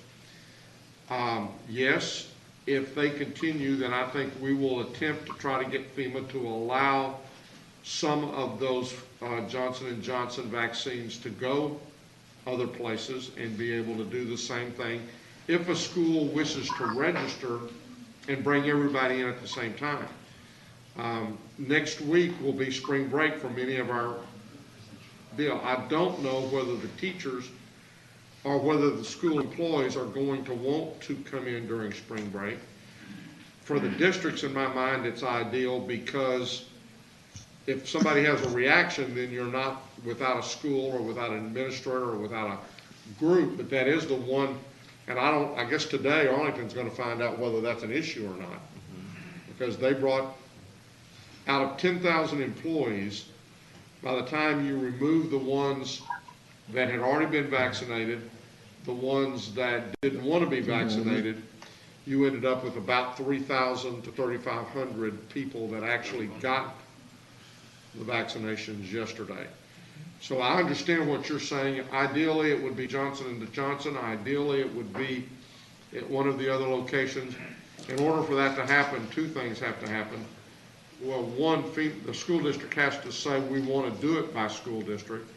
And two, we've got to be able to convince FEMA to let us have the Johnson & Johnson, because the state gave all of the Johnson & Johnson. We got it, but they gave it to the pharmacies and to those organizations who don't have the capability of storing the Moderna and or the Pfizer. Yes. And I would add that our current process is working. So all of the people who just suddenly became eligible and they had signed up, they have appointments this week. And the new people that are signing up are already getting appointments also this week, but towards the end of the week, but they're getting appointments within the same week as they're signing up. So, I mean, we have capacity and we're using it. So these folks are not waiting. The only time they waited is when they were not eligible because they were young and healthy, but the only qualifier was their work as a teacher or a child care worker. Now that they've become eligible, Okay, they all got appointments. if a teacher called in this morning, Yes, sir. or, you know, They registered this morning. and registered this morning, approximately, when would that teacher get a call to come? Within a week. And the reason is this week's calendar is getting full, and we don't have that much vaccine. But if we had the vaccine, they would literally get an appointment within a couple of days. And this is a teacher that's in a class with students. They walk out of their classroom, leave the students, what do they do? Well, that's the conundrum. That's a school policy. I don't know what the school is going to say. Most of the schools have said if their teacher has an appointment to go get vaccinated, they will make arrangements to have them covered while they're gone. Yes. Now, if they end up getting called next week, most of them are going to be on spring break. Yes.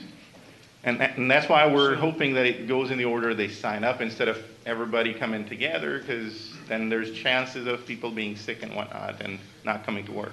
So, Commissioner, also, just to add on, we have communicated directly with the supervisors or the superintendents of the schools now and asked them to provide us some information, and I believe that we've received a bunch of that.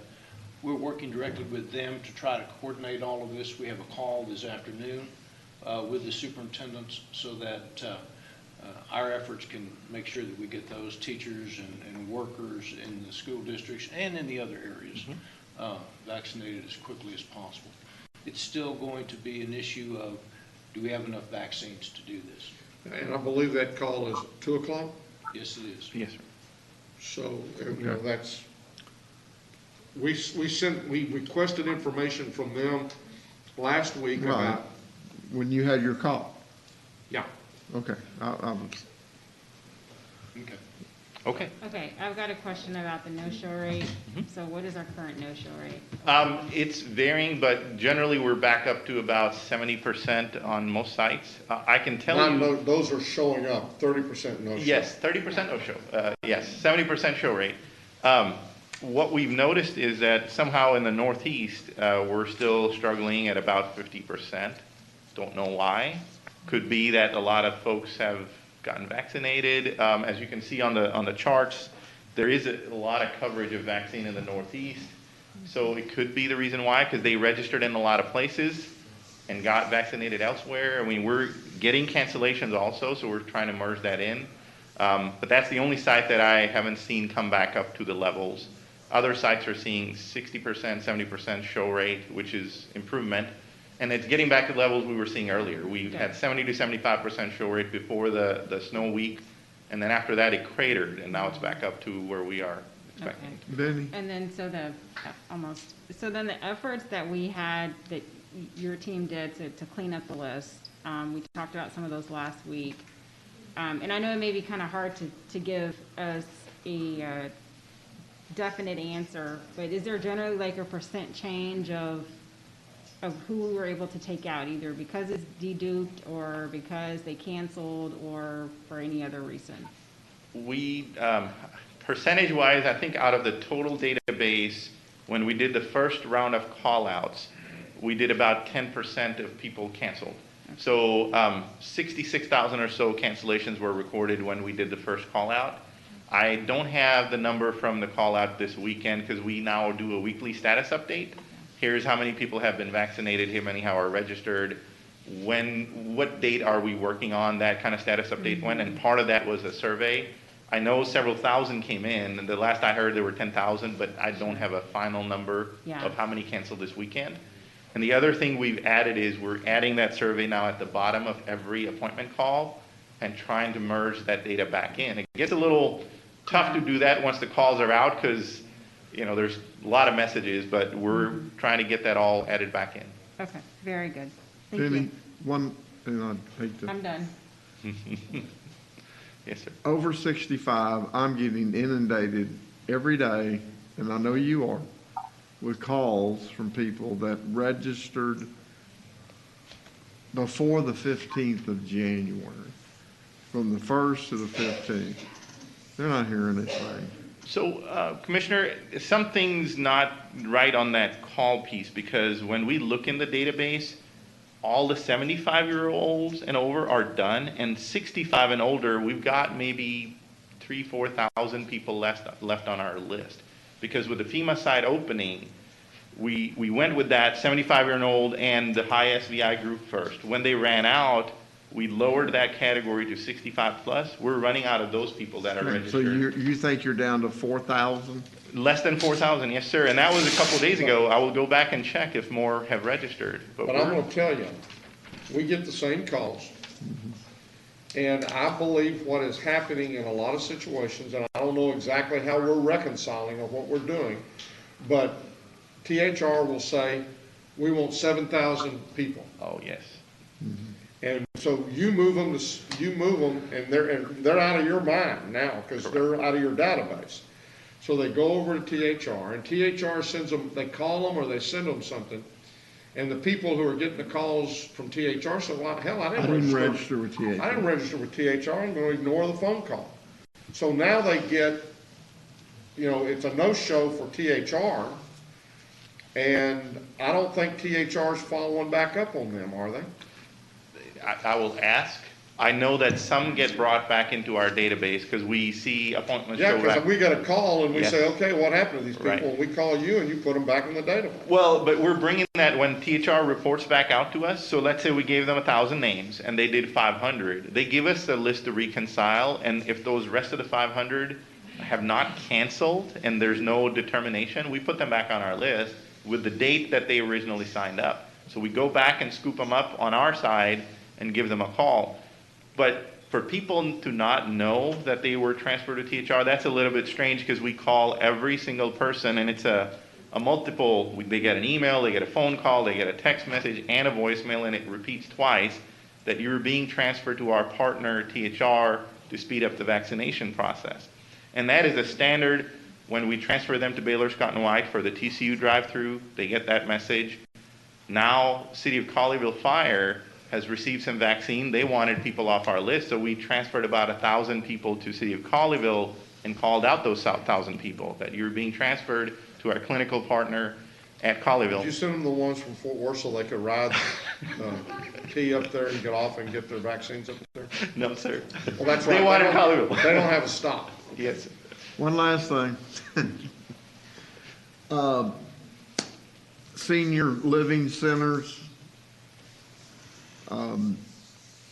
were difficult for them to get out. Are you doing anything to go to them? Yes, sir. So not us directly, but what we're doing is working with City of Fort Worth Fire and MedStar. I'm talking about people that not in Fort Worth. Well, most of my calls are coming from Keller, North Richland Hills, yes, South Lake. So again, we're relying on partners. So in South Lake Fire, I believe, has gone to one of the ones, I believe, that called. So we're trying to mobilize partner entities. My workforce is busy with the mass vaccination efforts, even though we have the assets to go mobile. We have the mobile trailers and the mobile clinics. UNT should be helping with that particular. They've talked about it, yes, sir. They have. And I think when the time comes and there's vaccine available, that will be one of the things that they will add on. But currently, just to answer your question, we're relying on partner entities who receive their own vaccine to try to mobilize. So MedStar receives their own vaccine. We try to mobilize them. So far, their effort had been in underserved communities, but I think they're going to add senior centers onto their circuit of delivery. Similarly, South Lake has done some. We've had conversations with Colleyville that once they're done with people off our list, they would probably want to go and address some of these needs in the area. So it's going to be a slow go. There's not enough vaccine to go do everything at the same time. Okay. You got all the answers? Yes, sir. All right, thank you. Thanks, Benny. Are we at that time? Yes. Yes. Hot dog. Hot dog. Who's first? Robert Bucher is going to be first, followed by Haley Pearson, followed by, Rupali Gautam, followed by Clyde Neal Reynolds, except that Clyde Neal Reynolds is here, so I'm calling on him first. Clyde, come on forward. Morning, sir. Good morning, Judge and Commissioners. My name is Clyde Reynolds. Neil Reynolds is what I go by. I'm a resident of West Fort Worth. I live in Precinct 4. And to go segue into why I'm standing before you today, I'd like to quote Edmund Burke, who said, "The only thing necessary for triumph of evil is for good men to do nothing." So I'm doing something, coming here today to talk to you. I want to make you aware of what happened on February 3rd in Newton County in Missouri, when their county commissioners passed an act that they called now the Newton County Second Amendment Preservation Act. And what it does, well, the authority, I believe, that allows them to do that, and I'm going to request you to do that, is the 10th Amendment of the Constitution of the United States of America, which basically says any right or authority not specifically given to the United States federal government resides with the states. So we have that authority in our state to do this. This act doesn't make a law, it simply enforces or allows us to enforce existing laws. It also would give our County Sheriff, Bill Wayburn, the authority to prevent anyone from coming into Tarrant County and infringing on our citizens' Second Amendment rights. And Oklahoma, by the way, as a state, is proceeding with a similar action. And I don't think we in Texas have ever wanted Oklahoma to beat us at anything. I believe no government agency has the right to change our God-given and constitutional rights with the stroke of a pen, which has been done. You are our Tarrant County Commissioners Court, and you conduct the business of our county. And you bear the responsibility for protecting the rights of our citizens. And this is a right that we cherish very much. Again, it's not a law, but it supports existing law. As our elected representatives here that conduct our business, you are vital to this process. I come to you representing many members of Tarrant County and also members of other counties who are kind of watching what's going to happen here today.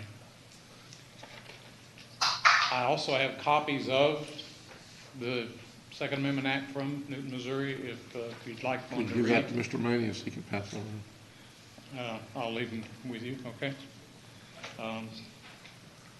And I appreciate the opportunity to stand here and talk to you today, and I do ask that we in Tarrant County pursue such an act, and how would we proceed from here? Well, because it's not, the Second Amendment part of it is not on today's agenda, we're precluded by state law from responding to your questions or to your opinions today. Right. So if you will, again, leave that with Mr. Manius and maybe talk with him, he could explain to you how we would proceed, but in order for us to discuss it, it has to be on the agenda. Okay. Thank you very much for coming out, sir. Thank you so much You for bet. hearing me. Okay, next is Robert Bucher.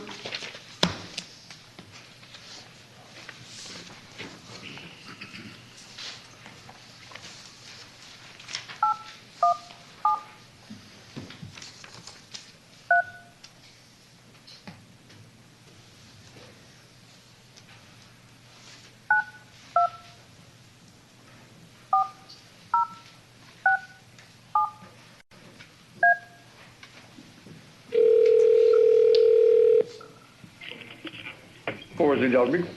Well, because it's not the Second Amendment. Ms. Buger? Yes, Robert, this is Judge Whitley. We're at that place on the agenda, and you have 3 minutes. Yes, sir. My only complaint at this point in time was I'm glad that you did rescind the mandate, but as far as the county buildings go, can we not go ahead and just take that away as well? I mean, what is it going to take for that? It's like a little bit of control that you're trying to keep, which I don't understand that. You have the whole county that, you know, that you kind of control with certain things that you do in certain areas that you're with. So what would it take to be able to walk in a county building, or, you know, any of the sheriffs that I've come in contact with, they're like, dude, we just want to have our, you know, personal freedom to either wear the mask or not. You know, and that's where they're stuck at. And everybody's following in with the county one, like what Betsy Price and you have came up with. And they're just wanting to know, when are they going to be able to have their freedoms, or what is it going to take to be able to obtain those, to not have to wear the mask in any kind of county building or any kind of county settings, but to have their own latitude to do so. And that's the complaints that I'm hearing from both sides. You know, can we just have our freedom to do so? Because, see, if we follow chain of command like we're supposed to, you know, Governor, obviously, we have to follow his lead for whatever reason at this point. You know, he says take it away, we take it away. And so why can't we follow in 100%? And that's the only concerns and comments I have on it. Okay, thank you. We will be discussing the county's policy just subsequent to the, or just after the calls that we're doing right now. Again, the mask mandate was to simply, before it was that we required businesses to have their employees and their customers wear the mask, regardless of whether they chose to or not. And now they can make that choice individually by themselves. And so as soon as we finish this discussion, we'll move into a discussion about our health policy within, health and safety policy within our buildings. Okay, I'll be, and just expect it sometime today to come out? I would expect it to come out in about probably 10 or 15 minutes. Okay, I appreciate you. Thank you, sir. You bet. Goodbye. Yes, sir. Bye.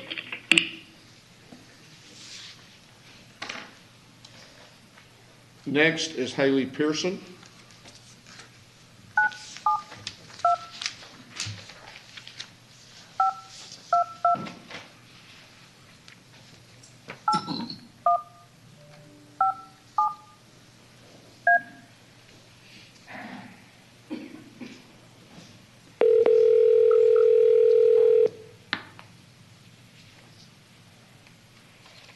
Hello? Haley, Yes. this is Judge Whitley, and we're at the audience participation part of our agenda. And so you had indicated a desire to speak, and so you have 3 minutes. Okay, I'd first like to clarify that I've been very appreciative of the steps taken to help reduce COVID and stop the spread of COVID in Tarrant County. And I feel like the mask mandate being lifted is a very bad step in the opposite direction. I feel like this is going to cause a lot of people to be at risk, and with not even 50% of the population in Tarrant County being vaccinated, this is going to cause an uproar in spreads, especially with spring break right around the corner. And I feel like these things should be considered when taking down a mask mandate. I understand that the governor requested this, but I was very much relieved when I heard that the mask mandate was going to be moved until May 25th, since that would have been a fine time, because they told us to not let, right now is a sigh of relief, but we should not put our guards down and just let COVID run rampant. And I understand giving businesses their own choice and letting them choose whether or not to have people wear their masks, but I've already seen the leniency be very, very, very just all over the place. There's stores already allowing people not to wear masks, and they've been doing that since even the mask mandate being required. And I just feel like that's putting a lot of people at risk, who are already at risk, putting them more at risk and causing more people to contract COVID. And the spread of it is just going to increase, and we are going to have to go all the way back to step one and then have to go through this all over again, and people are going to be even more upset than they were in the first place. Thank you, Haley. I would say that the governor did not request that we pull the mask mandate out. He required us to do that. And which now puts it in a situation where each business can decide on their own as to what they want to do. Previously to that, my order required a business to have its employees and its customers wear masks. And so what the governor did is took that and basically said that mask mandate goes away. And so now it's up to each individual business to make their own decision. We will discuss that. We will discuss what the county's going to do immediately after one more phone call, I believe. Or we're going to get to that at that point in time.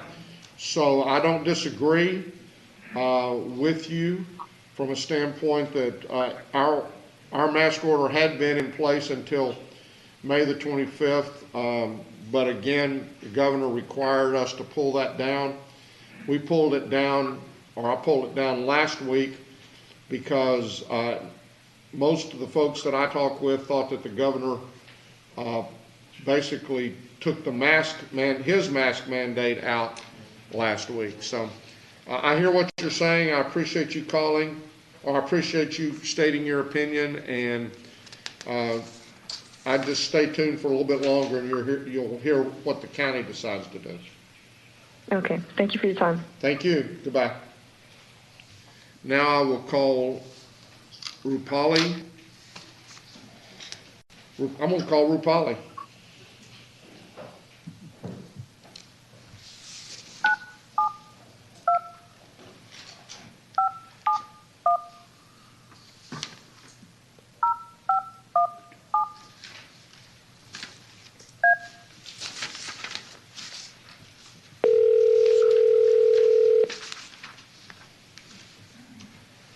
Hello? Rupali? Yes. I would attempt to pronounce your last name, but I'd probably do about as good a job as I did on your first name. Oh, that's all right. No, Rupali is correct. So this is Judge Whitley, and we're at that point for audience participation. And so you have 3 minutes for any comments you wish to make. Okay, great. I really appreciate the opportunity to speak to everybody right now. My name is Rupali, and I'm actually a medical student at the Texas College of Osteopathic Medicine in Fort Worth. And it was brought to my attention via social media that there is an issue regarding the mask mandate being lifted and its effects on people who are currently residing in Tarrant County Jail. I have personally seen the devastating effects of COVID-19 on many patients and their families, and I'm sure most of us now know how dangerous this pandemic is and how deadly it is. And the masks have been one of the things that have been keeping so many people safe over the past year before the vaccine was released. I think it's a disservice to the people who are in Tarrant County Jail if you lift the mask mandate and don't require that people wear masks when they're working there, when they're visiting there, or for those who are incarcerated there as well. They're at risk for getting sick, spreading the disease among themselves, and potentially death. And I think that's a true disservice to those people there and our community. Our job should be to protect those, even those who are in jail right now. They are human, they are people. They deserve the right to live healthy lives as much as they can, and that in this pandemic means that we protect them by wearing masks. So based on my experience as a medical student and as a future healthcare provider, I think it's important to express how urgent I think this matter is and how serious it is. I think the mask mandate lift is quite irresponsible, but for people who are in such close quarters, to not be required to wear masks and to allow allow COVID-19 to come into those vicinities and spread, I think that's really dangerous and really reckless. I have seen in the hospitals a lot of police officers not wearing masks in the ED, and if they are the ones going back and forth between the ED and the jail, and they are spreading COVID-19, I think that's the opposite of what those who are sworn to protect and serve are supposed to do. They're in fact putting so many people at risk by doing that and by being vectors for this virus now. I could talk on and on about how important I think this is, but I truly can't emphasize enough how much I appreciate you listening to those of us in the community who care about this issue. I deeply care as a community member, as a citizen of Tarrant County, and as a student and future physician. I think this public health issue is very serious, and we need to ensure that those in jail are protected from this virus, because it's abhorrent, the numbers that have been released at how many people are infected and sick because of COVID-19 in the vicinity. Your 3 minutes are up. I will just say that, again, the governor's order last week required us to pull the mask mandate down, as it required businesses to have their employees and their customers wear masks. It now leaves up to each one of those individual businesses for them to set whatever policy they choose to set. And we're fixing, as soon as this conversation is over, the county will discuss what it's going to do with regards to county buildings.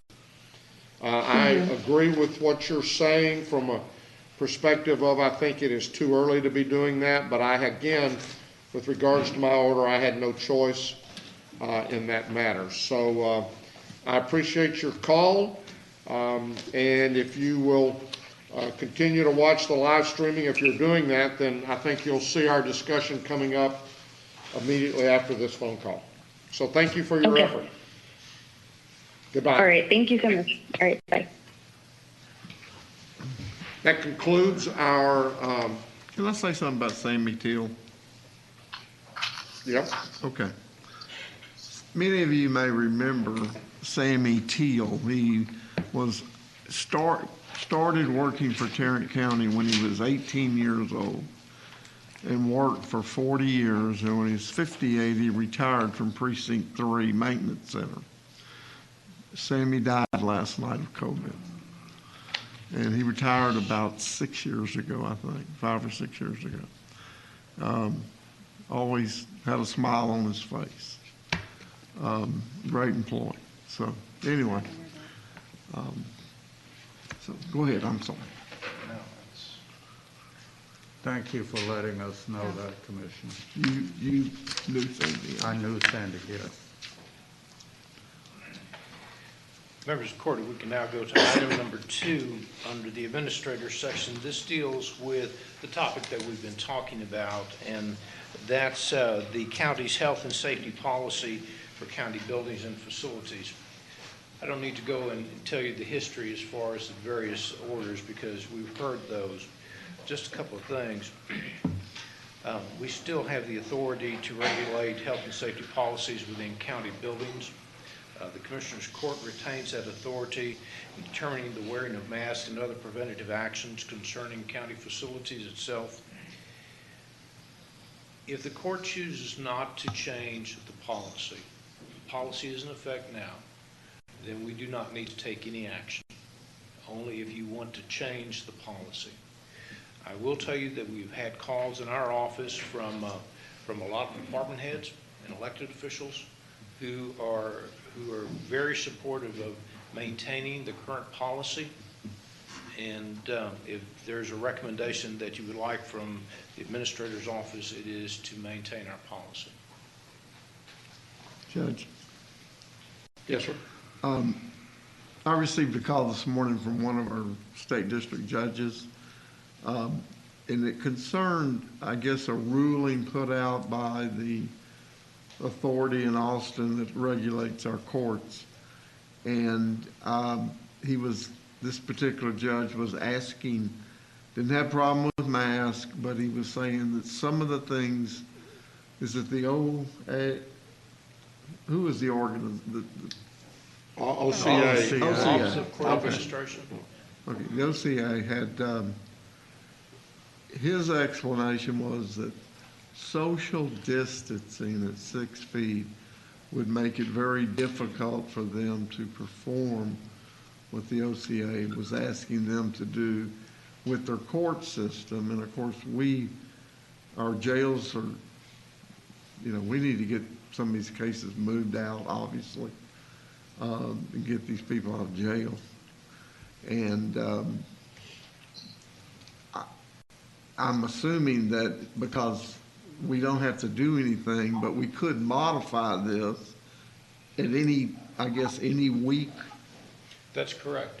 Also, Commissioner, as it relates to inside the courtroom itself, the judge, the presiding judge in that courtroom has the authority to determine, the social distancing aspect. And that was made fairly clear in a brand new order from the Supreme Court just about 3 or 4 days ago. And it changed a lot of the deals, but inside the court itself, they could allow masking, and but the social distancing is an issue that is up to the judge that is in that court at that time. So us doing nothing would not affect their ability to do that? No, it would not affect their ability at all. In fact, it's my understanding that we are in the process of actually bringing more and more people into the courtrooms now and moving a lot of the docket because we have a tremendous backlog because of that. So. Okay. The other thing that I would say is that I think we've had questions from time to time as to whether or not our health and safety policy just applies to employees, and it does not. It applies to anyone who enters a county building. So that's correct. That's the public, that's anybody to conduct business. Now, the issue that may arise would be the health and safety. I think we say if you have something from a physician that says you cannot wear a mask or that wearing the mask is a hazard to your health, then that is the one exception. So what the policy says, it says the requirement of a face covering does not apply if covering the nose or mouth poses a significant mental or physical health risk to the individual. If you are unable to wear a face covering due to a medical condition, please privately discuss those concerns with your supervisor or HR. Individuals so affected will be required to provide a note from their physician. Now that seems to imply employee because it says supervisor or department head. What do we do in a situation where someone from the public walks in and says, I've got a health issue? Our ordinance,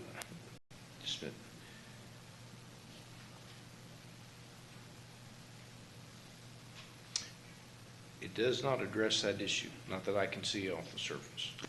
But we've been dealing with that issue. There has to be a reason for not wearing a mask, and that has to be publicly stated. People coming into this building now, in order to come into this courtroom, have got to show some type of release from a doctor or things such as that. Some letter on letterhead from the doctor. Yes. And do we need to get a legal opinion on that?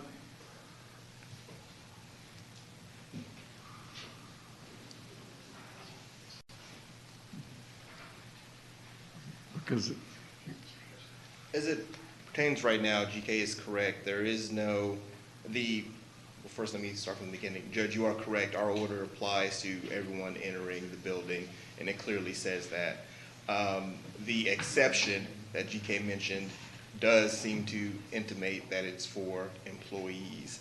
Of course, if there is some sort of exception for the public, and as of course when they come to Commissioner's Court, we have a process for that this court has been doing for the last year. Right. However, if there's going to be a change for the public as far as conducting business within county buildings and how to best go about that, then that would need to be an amendment in action by this court to amend the policy for that purpose. So right now, as it stands right now, then the public is not offered that same health exception that our employees are. As it stands right now, there's no mention of it, Judge. Not to say that it cannot occur. Someone could go to GK's office, but the health and safety policy does not mention how to go about obtaining an exception for conducting business on non-court days. Okay. I bet you don't want to run that by the Attorney General, would you? I don't want to run anything by the Attorney General. Right. So we kind of revisited this the first time this came about. So for our office, what we decided, everybody wears masks, that was your mandate. But our customers that come in, if they do not have a mask, we simply provide this service as quick as possible, and we let them leave. We have our PPE, we have the plastic, our clerks have their shield. We feel very comfortable we can get them in and out. But we, since day one, Judge Whitley in the court, have never argued with our customers. If you come in and you're not wearing a mask, how can we help you? Please stand behind that line and out the door. And that's how we address that. And we're still doing that.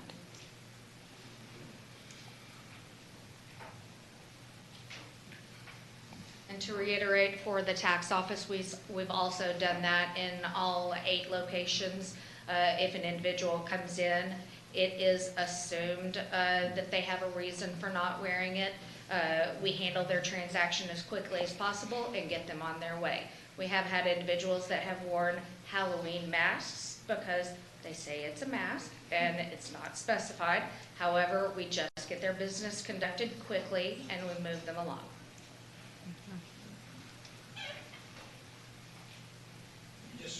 one point of clarification, because I can't always hear sometimes with the masks on. But currently, we are requiring our employees to wear masks, social distance, basically everything we've been doing since last March.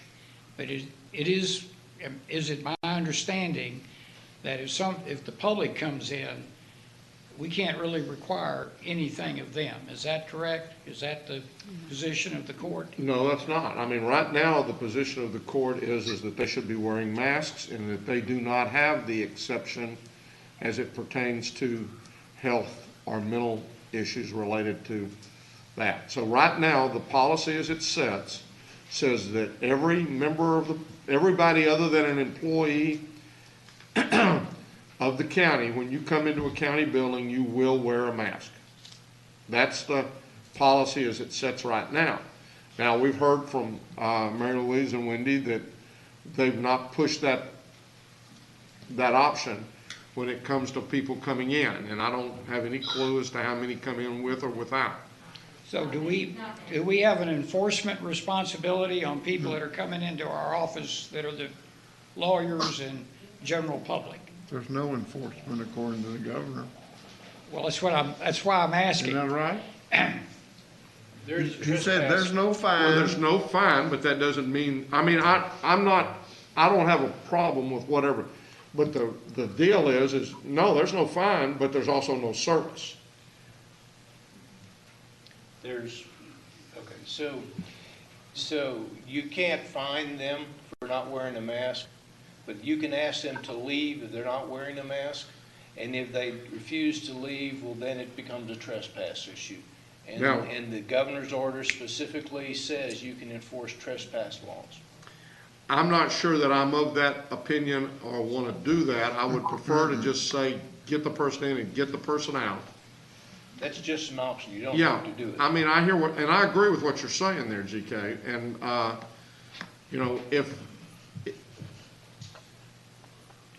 think it's probably to some extent, Tom, going to be on a case-by-case basis. You can grin at me all you want. But 65% of the people coming into my office are attorneys. I'd be glad to tell the attorneys to get out if they can't wear the masks, and we'll take care of them when they bring it in. Sort Tom, of like whatever Wendy, you've been they- doing, keep doing it. The what now? Whatever you've been doing, keep doing it. That's what I'm planning on doing. Thank you. But I will say, and I hear what you're saying, and I don't disagree with that. But if everybody decides to pull the mask off, then we may end up taking another attitude with that, because I believe that the mask should be being worn. And that's why we're setting this policy, and we're doing it in part to protect our employees. And so bottom line on the deal, if it gets to be a bigger issue, then we're very likely going to come back and say, you want to pay your taxes, or you want to do this, or you want to file a case, you better get the mask on. I am not ready to change the current policy. And I don't it think has served us well. Yeah. I think department heads have used their discretion to work within or around the policy, to work with the policy in ways that best suits their operations. I am not ready to change the existing policy. Got a question. At what point do we quit doing this and get back to normal? At what point? I'll tell you from my According to the perspective. governor, that's happening tomorrow, but I understand. I guess what I would say, and I think that's the decision of the court, but for my part, I would have much preferred to have, one, gotten past spring break, or two, probably the thing that I was really looking forward to when you start talking about getting back to normal will be when we have just about anybody in this county who wants to be vaccinated. Yeah. And I think until then, the way our department heads and elected officials have handled it is okay. I mean, I would say to you that if someone comes in and is belligerent about it and says, no, I'm not standing, I'm going to be right up here in your face, At that point in time, I'd say, well, then you ain't gonna get your business taken care of, get out of here. That doesn't happen, and we bring our law enforcement agents in to assist us at that time, and they've been very effective. Okay. We're good. I can't hear what she's saying. She said that whenever a situation like that arises, that we have law enforcement officers in the facility, and they call them and they handle it effectively. Okay. So, and I would be looking for guidance from the public health experts, of which I am not one, but we have plenty of them, and one who advises us on a daily basis, Vinnie, Tanasia, and others. So, when public health guidance, either from our public health department or other voices of authority, tell us that it's safe for us to continue to pull back these measures, or to pull them back, let alone continue to, then that's when I would be comfortable making any substantive changes, let alone doing away with the policy. What she said. Thank you. And as has been said, we do have a responsibility to our employees. We have a responsibility to our constituents as well as our customers to make sure that we're doing everything that we can to protect them. So I guess we're not making any changes. No action at this time. Moving right along. And then on item number 3, we're simply asking the court to receive and file the county judge's executive order terminating a prior order which was dated February 23rd, 2021. This is simply a receive and file. I will move to receive and file, though I've got substantial disagreement with the action. I second. That's 2 ayes. We have a motion and second. Any discussion other than what we've already had? Please vote. Commissioner Johnson? Yes. Motion passes unanimously. Ms. McMillan is going to do items 4 and 5.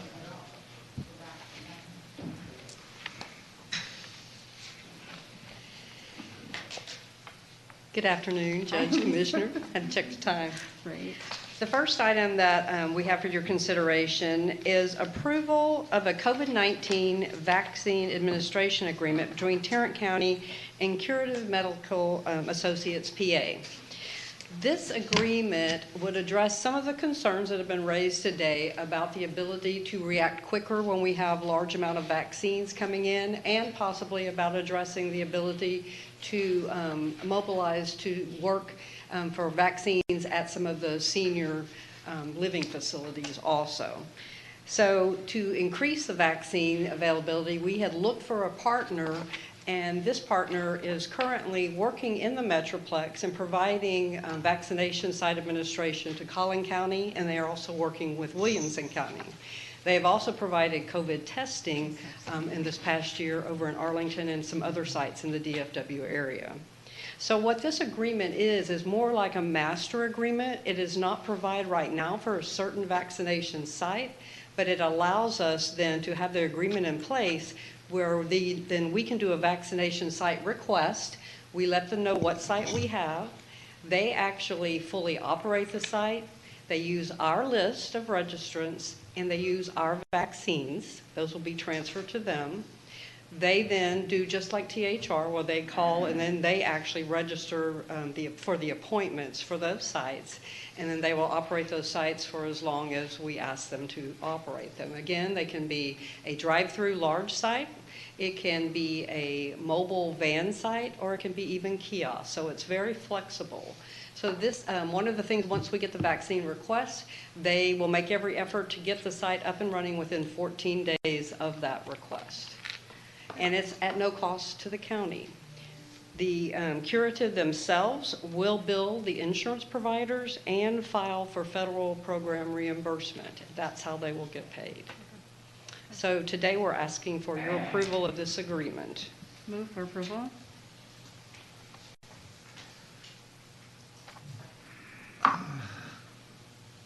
Why do we need this when we've got UNT Health Science Center that we have charged with doing all of these things, and they have the ability to scale up and scale down within days? Why do we need this agreement? It's just another tool in our toolbox. I know that UNT is focusing on some of the community vaccination sites. If we need to scale up because we get a large influx, we can work simultaneously and we will work in conjunction with them to locate sites. If they can't scale up quickly because they're doing something else, we can go to this contract and get another site moving quickly. So we will work with UNT. Second, by the way. I'll second it. We didn't get a second. I have a question. When they administer a shot, they're going to ask for an insurance card or insurance information. Is that correct or not? That's correct, yes. Okay, and if this thing is sent through insurance and not paid, are they going to come back onto the county? the recipient of the shot for payment? They simply file for insurance if the person has insurance. If they don't file. They will get the insurance reimbursement, and then they will also turn in to a federal programs. There's other avenues through the federal government for reimbursement, and they'll also do that filing. Minnie's behind you. Let me explain this, because we get this every day for us too. So there's a federal mandate that the vaccine is free, administration charge is allowed, and those who have insurance, the administration charge goes to the insurance company. Nobody gets a balance bill. That's part of the federal mandate. So if the insurance company doesn't pay for some reason, most people will rebill with the correct codes and everything. But in the end, if the person ends up being uninsured, because that happens too, there's a lot of people that are going to be uninsured. There's a separate COVID provider relief fund. It's part of the original CARES funding. And anybody who's a billing provider can bill for those uninsured to seek administration cost reimbursement from the provider relief fund. So that's what Curative is proposing to do. That's what our original goal was to do and all that. So they're following what most other providers are following. Okay. Any other discussion? No. I'm not going to vote for this because I think we have splintered our vaccination efforts into too many different areas of control, and I'm looking for more of a Well, I don't know why could not UNT tell Curative to, they can, it's one more availability. We got 180,000 vaccines in here. We're going to be looking for everybody that can put a needle in somebody's arm to put a needle in somebody's arm. This is not going to be a competitive thing with UNT at all. In fact, it's going to be a collaborative It'd be issue. something that UNT could utilize that contract Well, also. they could either do that, or we could work in conjunction with them to do that. Our goal was to have something, if we receive the large number of dosages that we expect, then what we would like to have is this, as Lisa said, in our toolbox. So if we had to step up or stand up another site, then we have a contractee that is ready to stand up that site in 2 weeks. So let me ask a question from a standpoint that, let's say, for example, right now we've got the TCU site. If we wanted to double the size of the TCU site and they didn't have the personnel, could we supplement the personnel from the Curative group? I think we could work that out, yes. I mean, this is I don't really see a no win on this thing here. I think it's a very positive thing. That's why we've been working on this thing, just to have a backup, if you will. And another, let's just say, for example, that the Hearst site, which is currently doing 4 or 5 days a week, if we wanted to make it 7 days a week, we might send Curative out there to do the weekends, or we could put them into the places where they're closed a couple of days, and we could say, Curative, take your team in, and that way we're not saying to the Hearst folks, run 7 days a week for the next 5 weeks until we can get everybody vaccinated. We could move Curative around to our locations that we're responsible for, and at the same time make Curative available to UNT as just another arm of Optum from that standpoint. We could do the same thing. We could say curative, let you run the Farrington site because we're going to take that staff that we have to go supplement at Hearst or another location. Or we could send curative up to the northern part and make them a mobile traveling team where we put them at different locations up in the north part of It the simply county. provides extra flexibility and capacity we needed. Well, and here's why I'm comfortable with this, because earlier in the UNT's presentation, Dr. Trent Adams had made it a point to say that Tarrant County can't do it alone, UNT can't do it alone. So I think as much as that we can add to our capacity, because there will come a day, well, I don't want there to be a day where we have vaccines, but we don't have the capacity to get them out, so. We could also send curative to a school district and say, here, take care of that school district. Sure. Okay, any other discussion? We've postulated a bunch of scenarios about how we could use curative that I'm not sure curative has agreed to, but. You like them. Yeah. Okay. In light of these new scenarios that I hope curative will agree to, I will vote for it as an additional option. But I'm skeptical. And we'll surely keep all the Yeah. board members informed on all Yeah. this. So. Any other discussion? Please vote. Commissioner Johnson? Yes. Motion passes unanimously.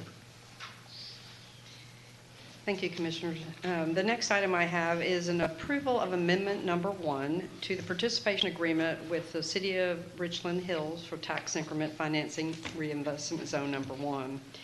In August of 2010, the Commissioners Court approved participation in the City of Richland Hills tax increment financing zone to help fund the public infrastructure improvements and encourage redevelopment along a 154-acre zone along Baker Boulevard.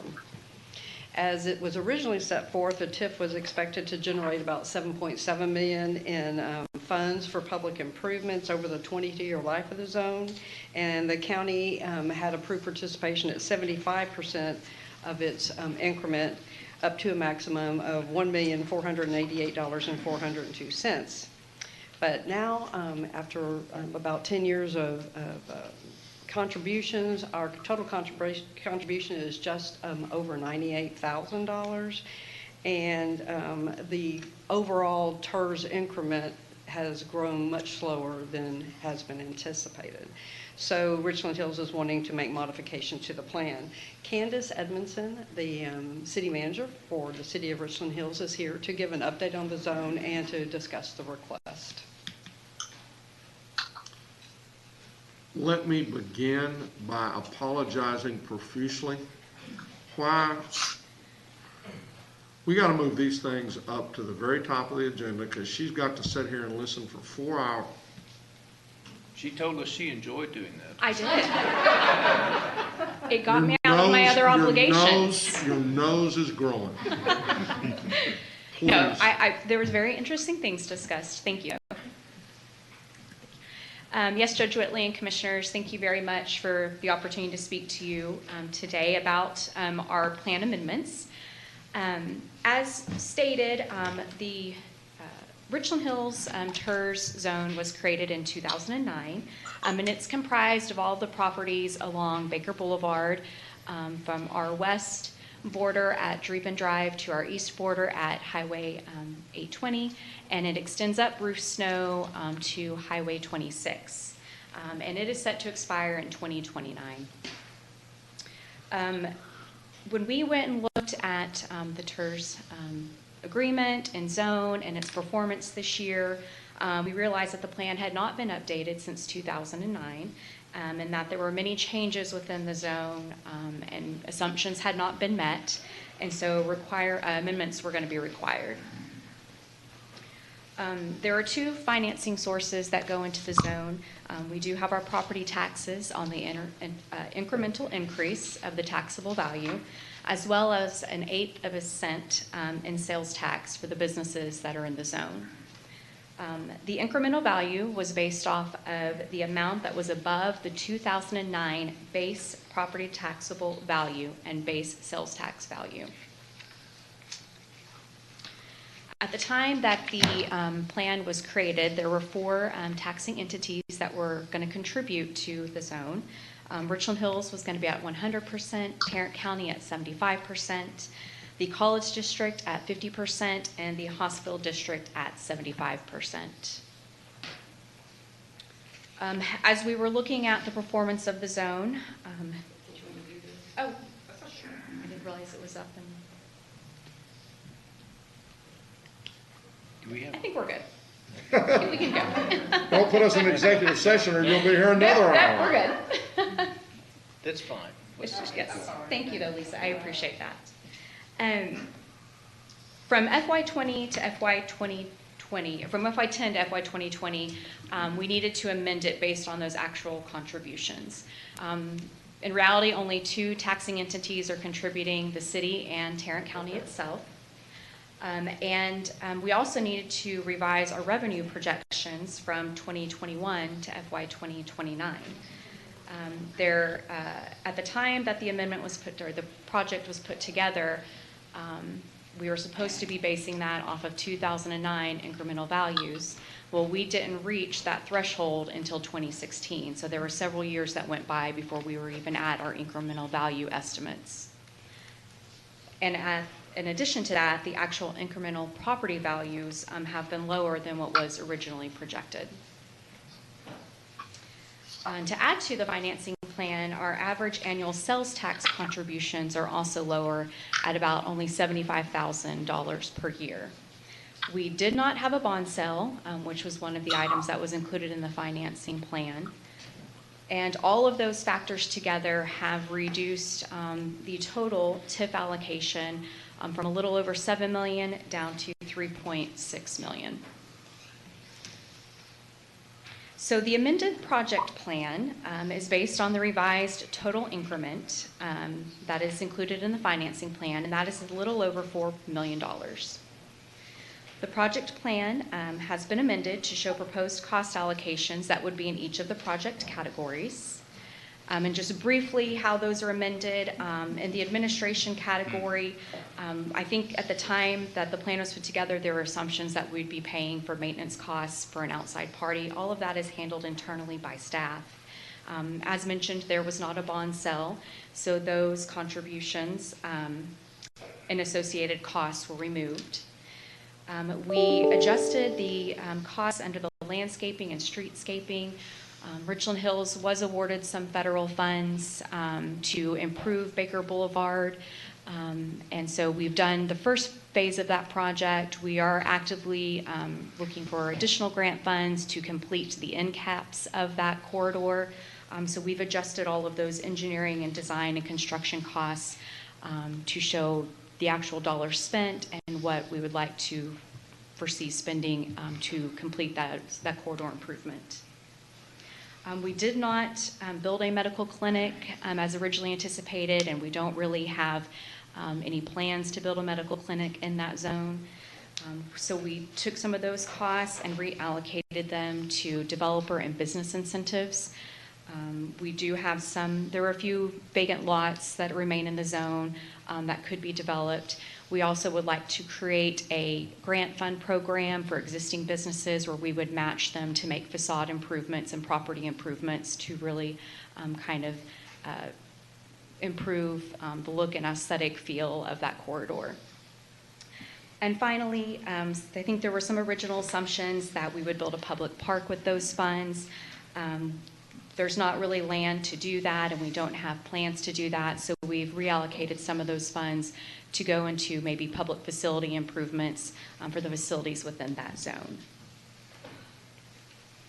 And that is my presentation. I'm happy to answer any questions you may have. Well, thank you. I have just a couple of questions. Is the Walmart part of the TIF? Yes. Or the TERS, I'm sorry. Yes, that property. Okay. And Fires Barricade? Yes, sir. That's part of it? Yes, sir. Anything else that's come along since this was created? Well, the old Sam's property, and so we do have some, Do you have a tenant in there? we have several tenants in there. Oh, We have a good. shingles business that does very Uh-huh. well and a fastenal. There's a new business moving in, a roofing supply, pulling supply company. So that property's in there.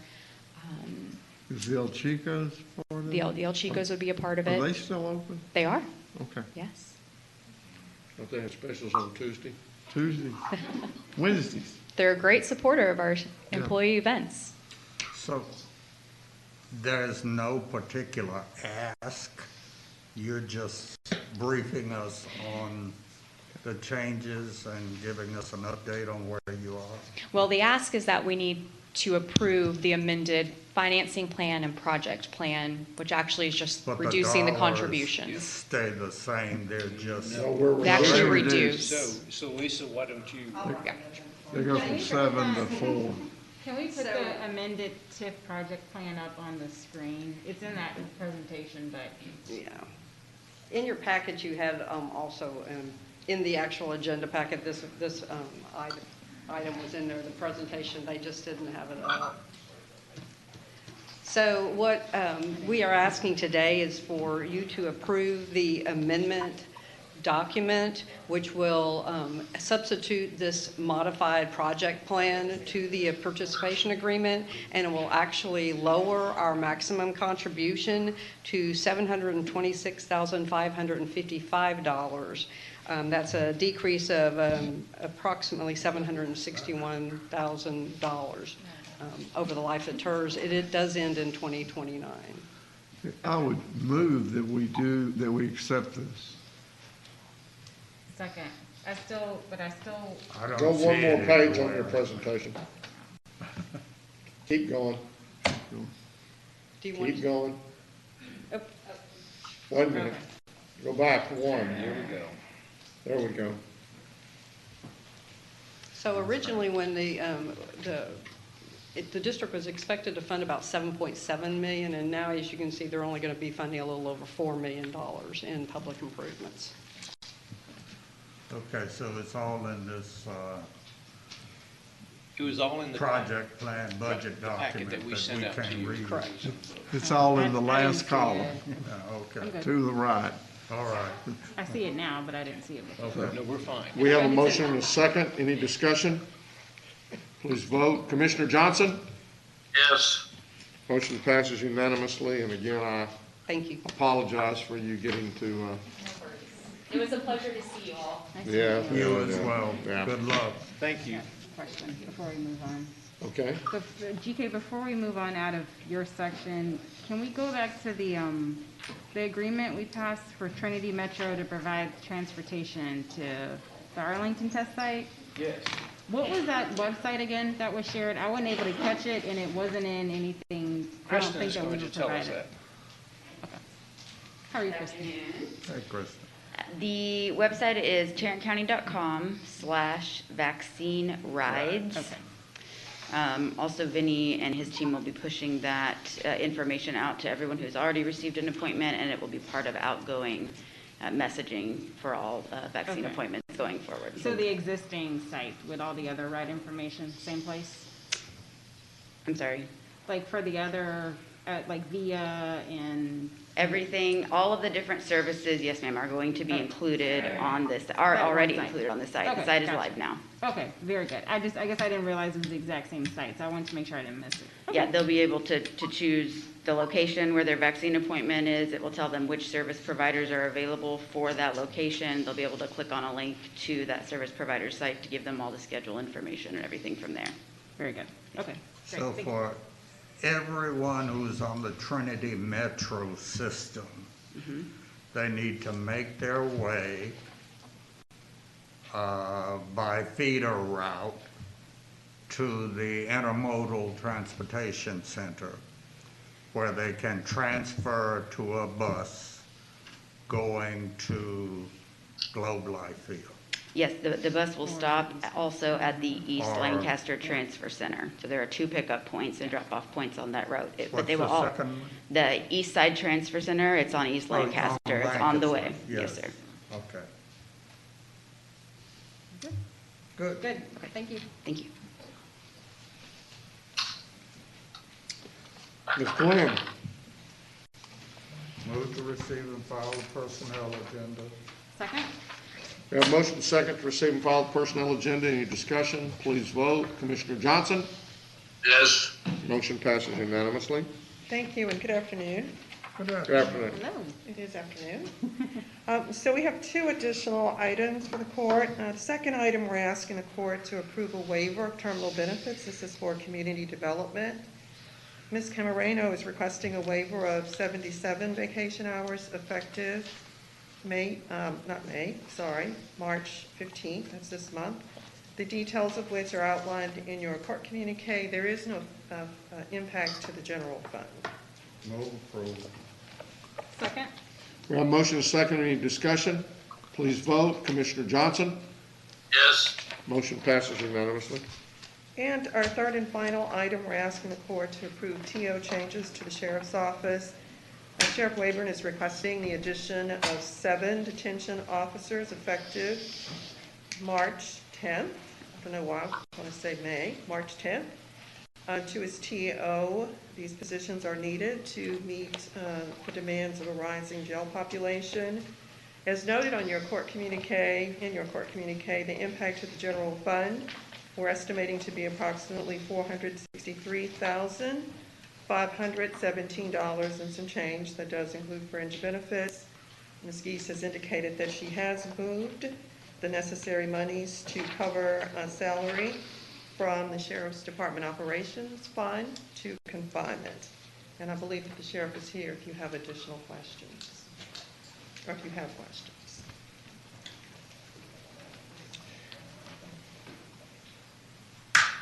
Or perhaps you'd like to make comments. Any questions? And we're recommending approval of this action.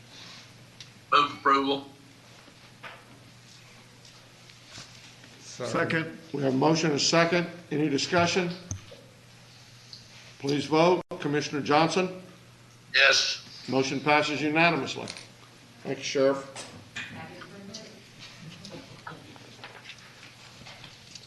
Vinnie?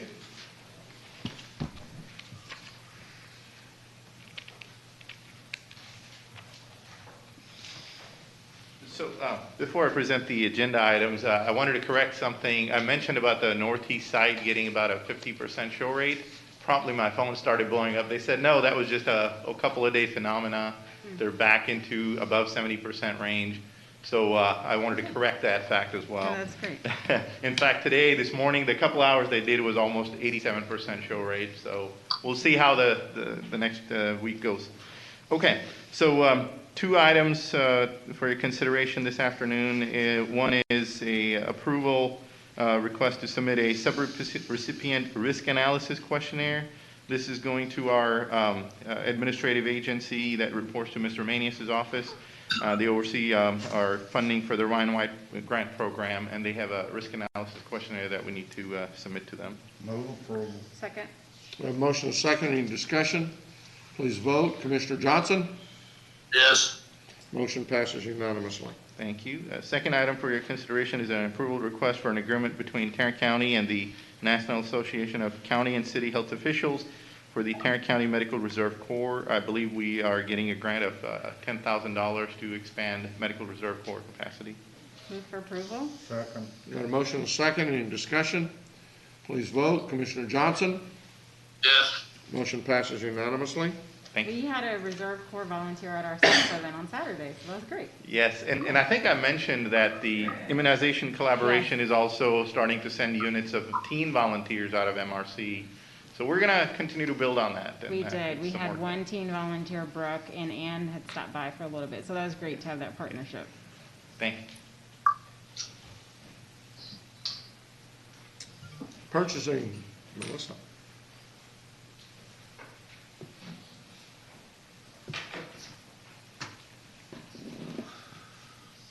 Good afternoon. We have 6 items for your consideration. The first item is an award recommendation for bid number 2021-043. This is an annual contract for tactical gear for the Sheriff's Office, awarding to the primary, secondary, and alternate vendors listed in the court communique per unit price. Move approval. Second. We have a motion and a second. Any discussion? Please vote. Commissioner Johnson? Yes. Motion passes unanimously. The second item is also an award recommendation for bid number 2021-046. This is an annual contract for purchase of a collating machine and maintenance for the Regal Graphics Department, awarding to Cobblestone Graphics Equipment in the amount of $183,900. Move for approval. Second. We have a motion and a second. Do we annually purchase this? No, the maintenance is the annual. We included with this bid a 3-year maintenance contract. Okay. And so we made it an annual, so we won't have to come back annually for the maintenance. Okay, so this is not the annual contract, this is actually buying it in the first place, and we've got 4-year contracts? Oh, I'm sorry. Yes. I'm sorry. Annual was not part of the wording. I apologize. Okay. Any other discussion? Please vote. Commissioner Johnson? Yes. Motion passes unanimously. The third item is also an award recommendation regarding bid number 2021-049. This is our annual contract for vending services for facilities management, awarding to the primary, secondary, and alternate vendors listed in your court communique per unit price and commission rate. Move for approval. Second. We have a motion and a second. Any discussion? Please vote. Commissioner Johnson? Yes. Motion passes unanimously.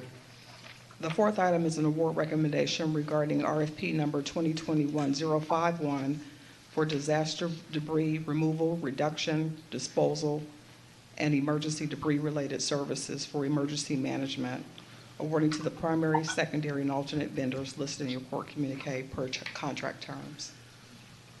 Move for approval. Second. We have a motion and a second. The question that I have on this one is this the annual renewal? Or is this just something we decided to do right after we had a disaster? This came about when we formed the emergency management team, and we put contracts in place for any type of disaster. So we have a couple of contracts. So this is here because we had a disaster, and so we planned to have it. No, we've always had it. Okay. This came about after the tornado, and so we've had these contracts in place for a while. We've used this to clean up mess from tornadoes, Mason. Right, okay, thanks. Any other discussion? Please vote. Commissioner Johnson? Yes. Motion passes unanimously. The fifth item is a bid award recommendation regarding bid number 2021-055. This is an annual contract for election supply bags for elections administration, awarding to Mascot Metropolitan per unit price. Move for approval. Second. We have a motion and a second. Any discussion? Please vote. Commissioner Johnson? Yes. Motion passes unanimously. And the last item is regarding bid number 2020-003, our annual contract for office supplies and other miscellaneous project. We're asking for approval and of acceptance of the rebate in the amount of $126,991.94. Move approval. But Melissa, you're supposed to bring a big old check in. And the Staples people. Well, yeah, the number is down half from last year due to a lot of the ISDs were closed, and they are our biggest users. And then we That's all lost. right. $126,000 is a lot of train riding cash. Yeah, but it's half of last year, but it is great. We have a motion and a second, right? Second. Any discussion? Please vote. Commissioner Johnson? Yes. Motion passes unanimously. All right, we'll come back next year with a big check. Be careful what you promise. Commissioner Fickus? Yes, I have an interlocal agreement. And let me get over here. That would be 8M1 A and B? That would be it. The City of North Richland Hills. I move approval. We have a motion and a second. Any discussion? Please vote. Commissioner Johnson? Yes. Motion passes unanimously. Commissioner Johnson? Yeah, have these two agreements been approved by the DA's office? They have, Commissioner. I move approval of item 8M2, A, B, C, and D. Second. We have a motion and a second. Any discussion? Please vote. Commissioner Johnson? Yes. Motion passes unanimously. Are there any appointments for today? There being none, then you have before you the claims including the addendum. Move approval of the claims including the addendum. Second? We have a motion and a second to approve the claims including the addendum. Please vote. Commissioner Johnson? Yes. Motion passes unanimously. Mr. Manius? Thank you, Your Honor. Members of the Court, we have one additional briefing item. That's the update as relates to the Texas Legislature.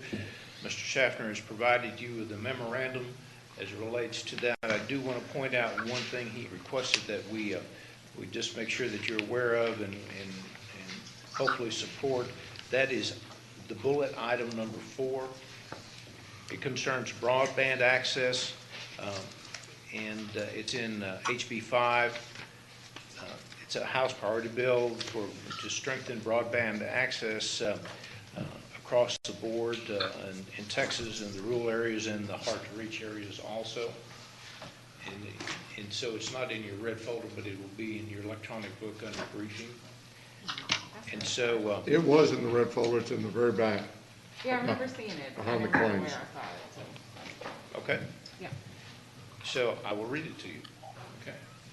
It says broadband access will be a significant issue during the session. HB 5 is a House priority bill on broadband access and will be taken up in State Affairs Committee soon. The bill will create the Broadband Development Office in the Comptroller's Office and will be able to participate in the FCC activities.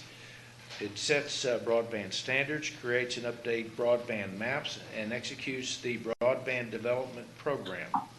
That program will award grants, loans, and financial incentives to expand broadband access to the state. The bill also creates the state broadband plan to establish long-term goals for access and adoption of broadband in the state. So that bill is going to, I mean, they said, we'll just kind of see how that develops, but I'll also tell you that in the package that was passed out of the Senate to the House for a vote this morning includes Soon as this is a lot of money for broadband. And so, you know, we're liable to get some money from the federal government on this regard too. And I think that's what the state is counting on. They also have, I believe they have existing monies also. All we're asking, we'd like to drop a card in support of this particular activity. As long as the oversight board members have to live in the state of Texas. Good point. If it's run by a nonprofit. Thank you. Thank you. That's all I have at this time. Okay, then we'll recess our open meeting, proceed to close, discuss items exempt under section 551.071, 072, 074, 076, and 0. Having returned from closed session, there being no business, at this time, we stand adjourned.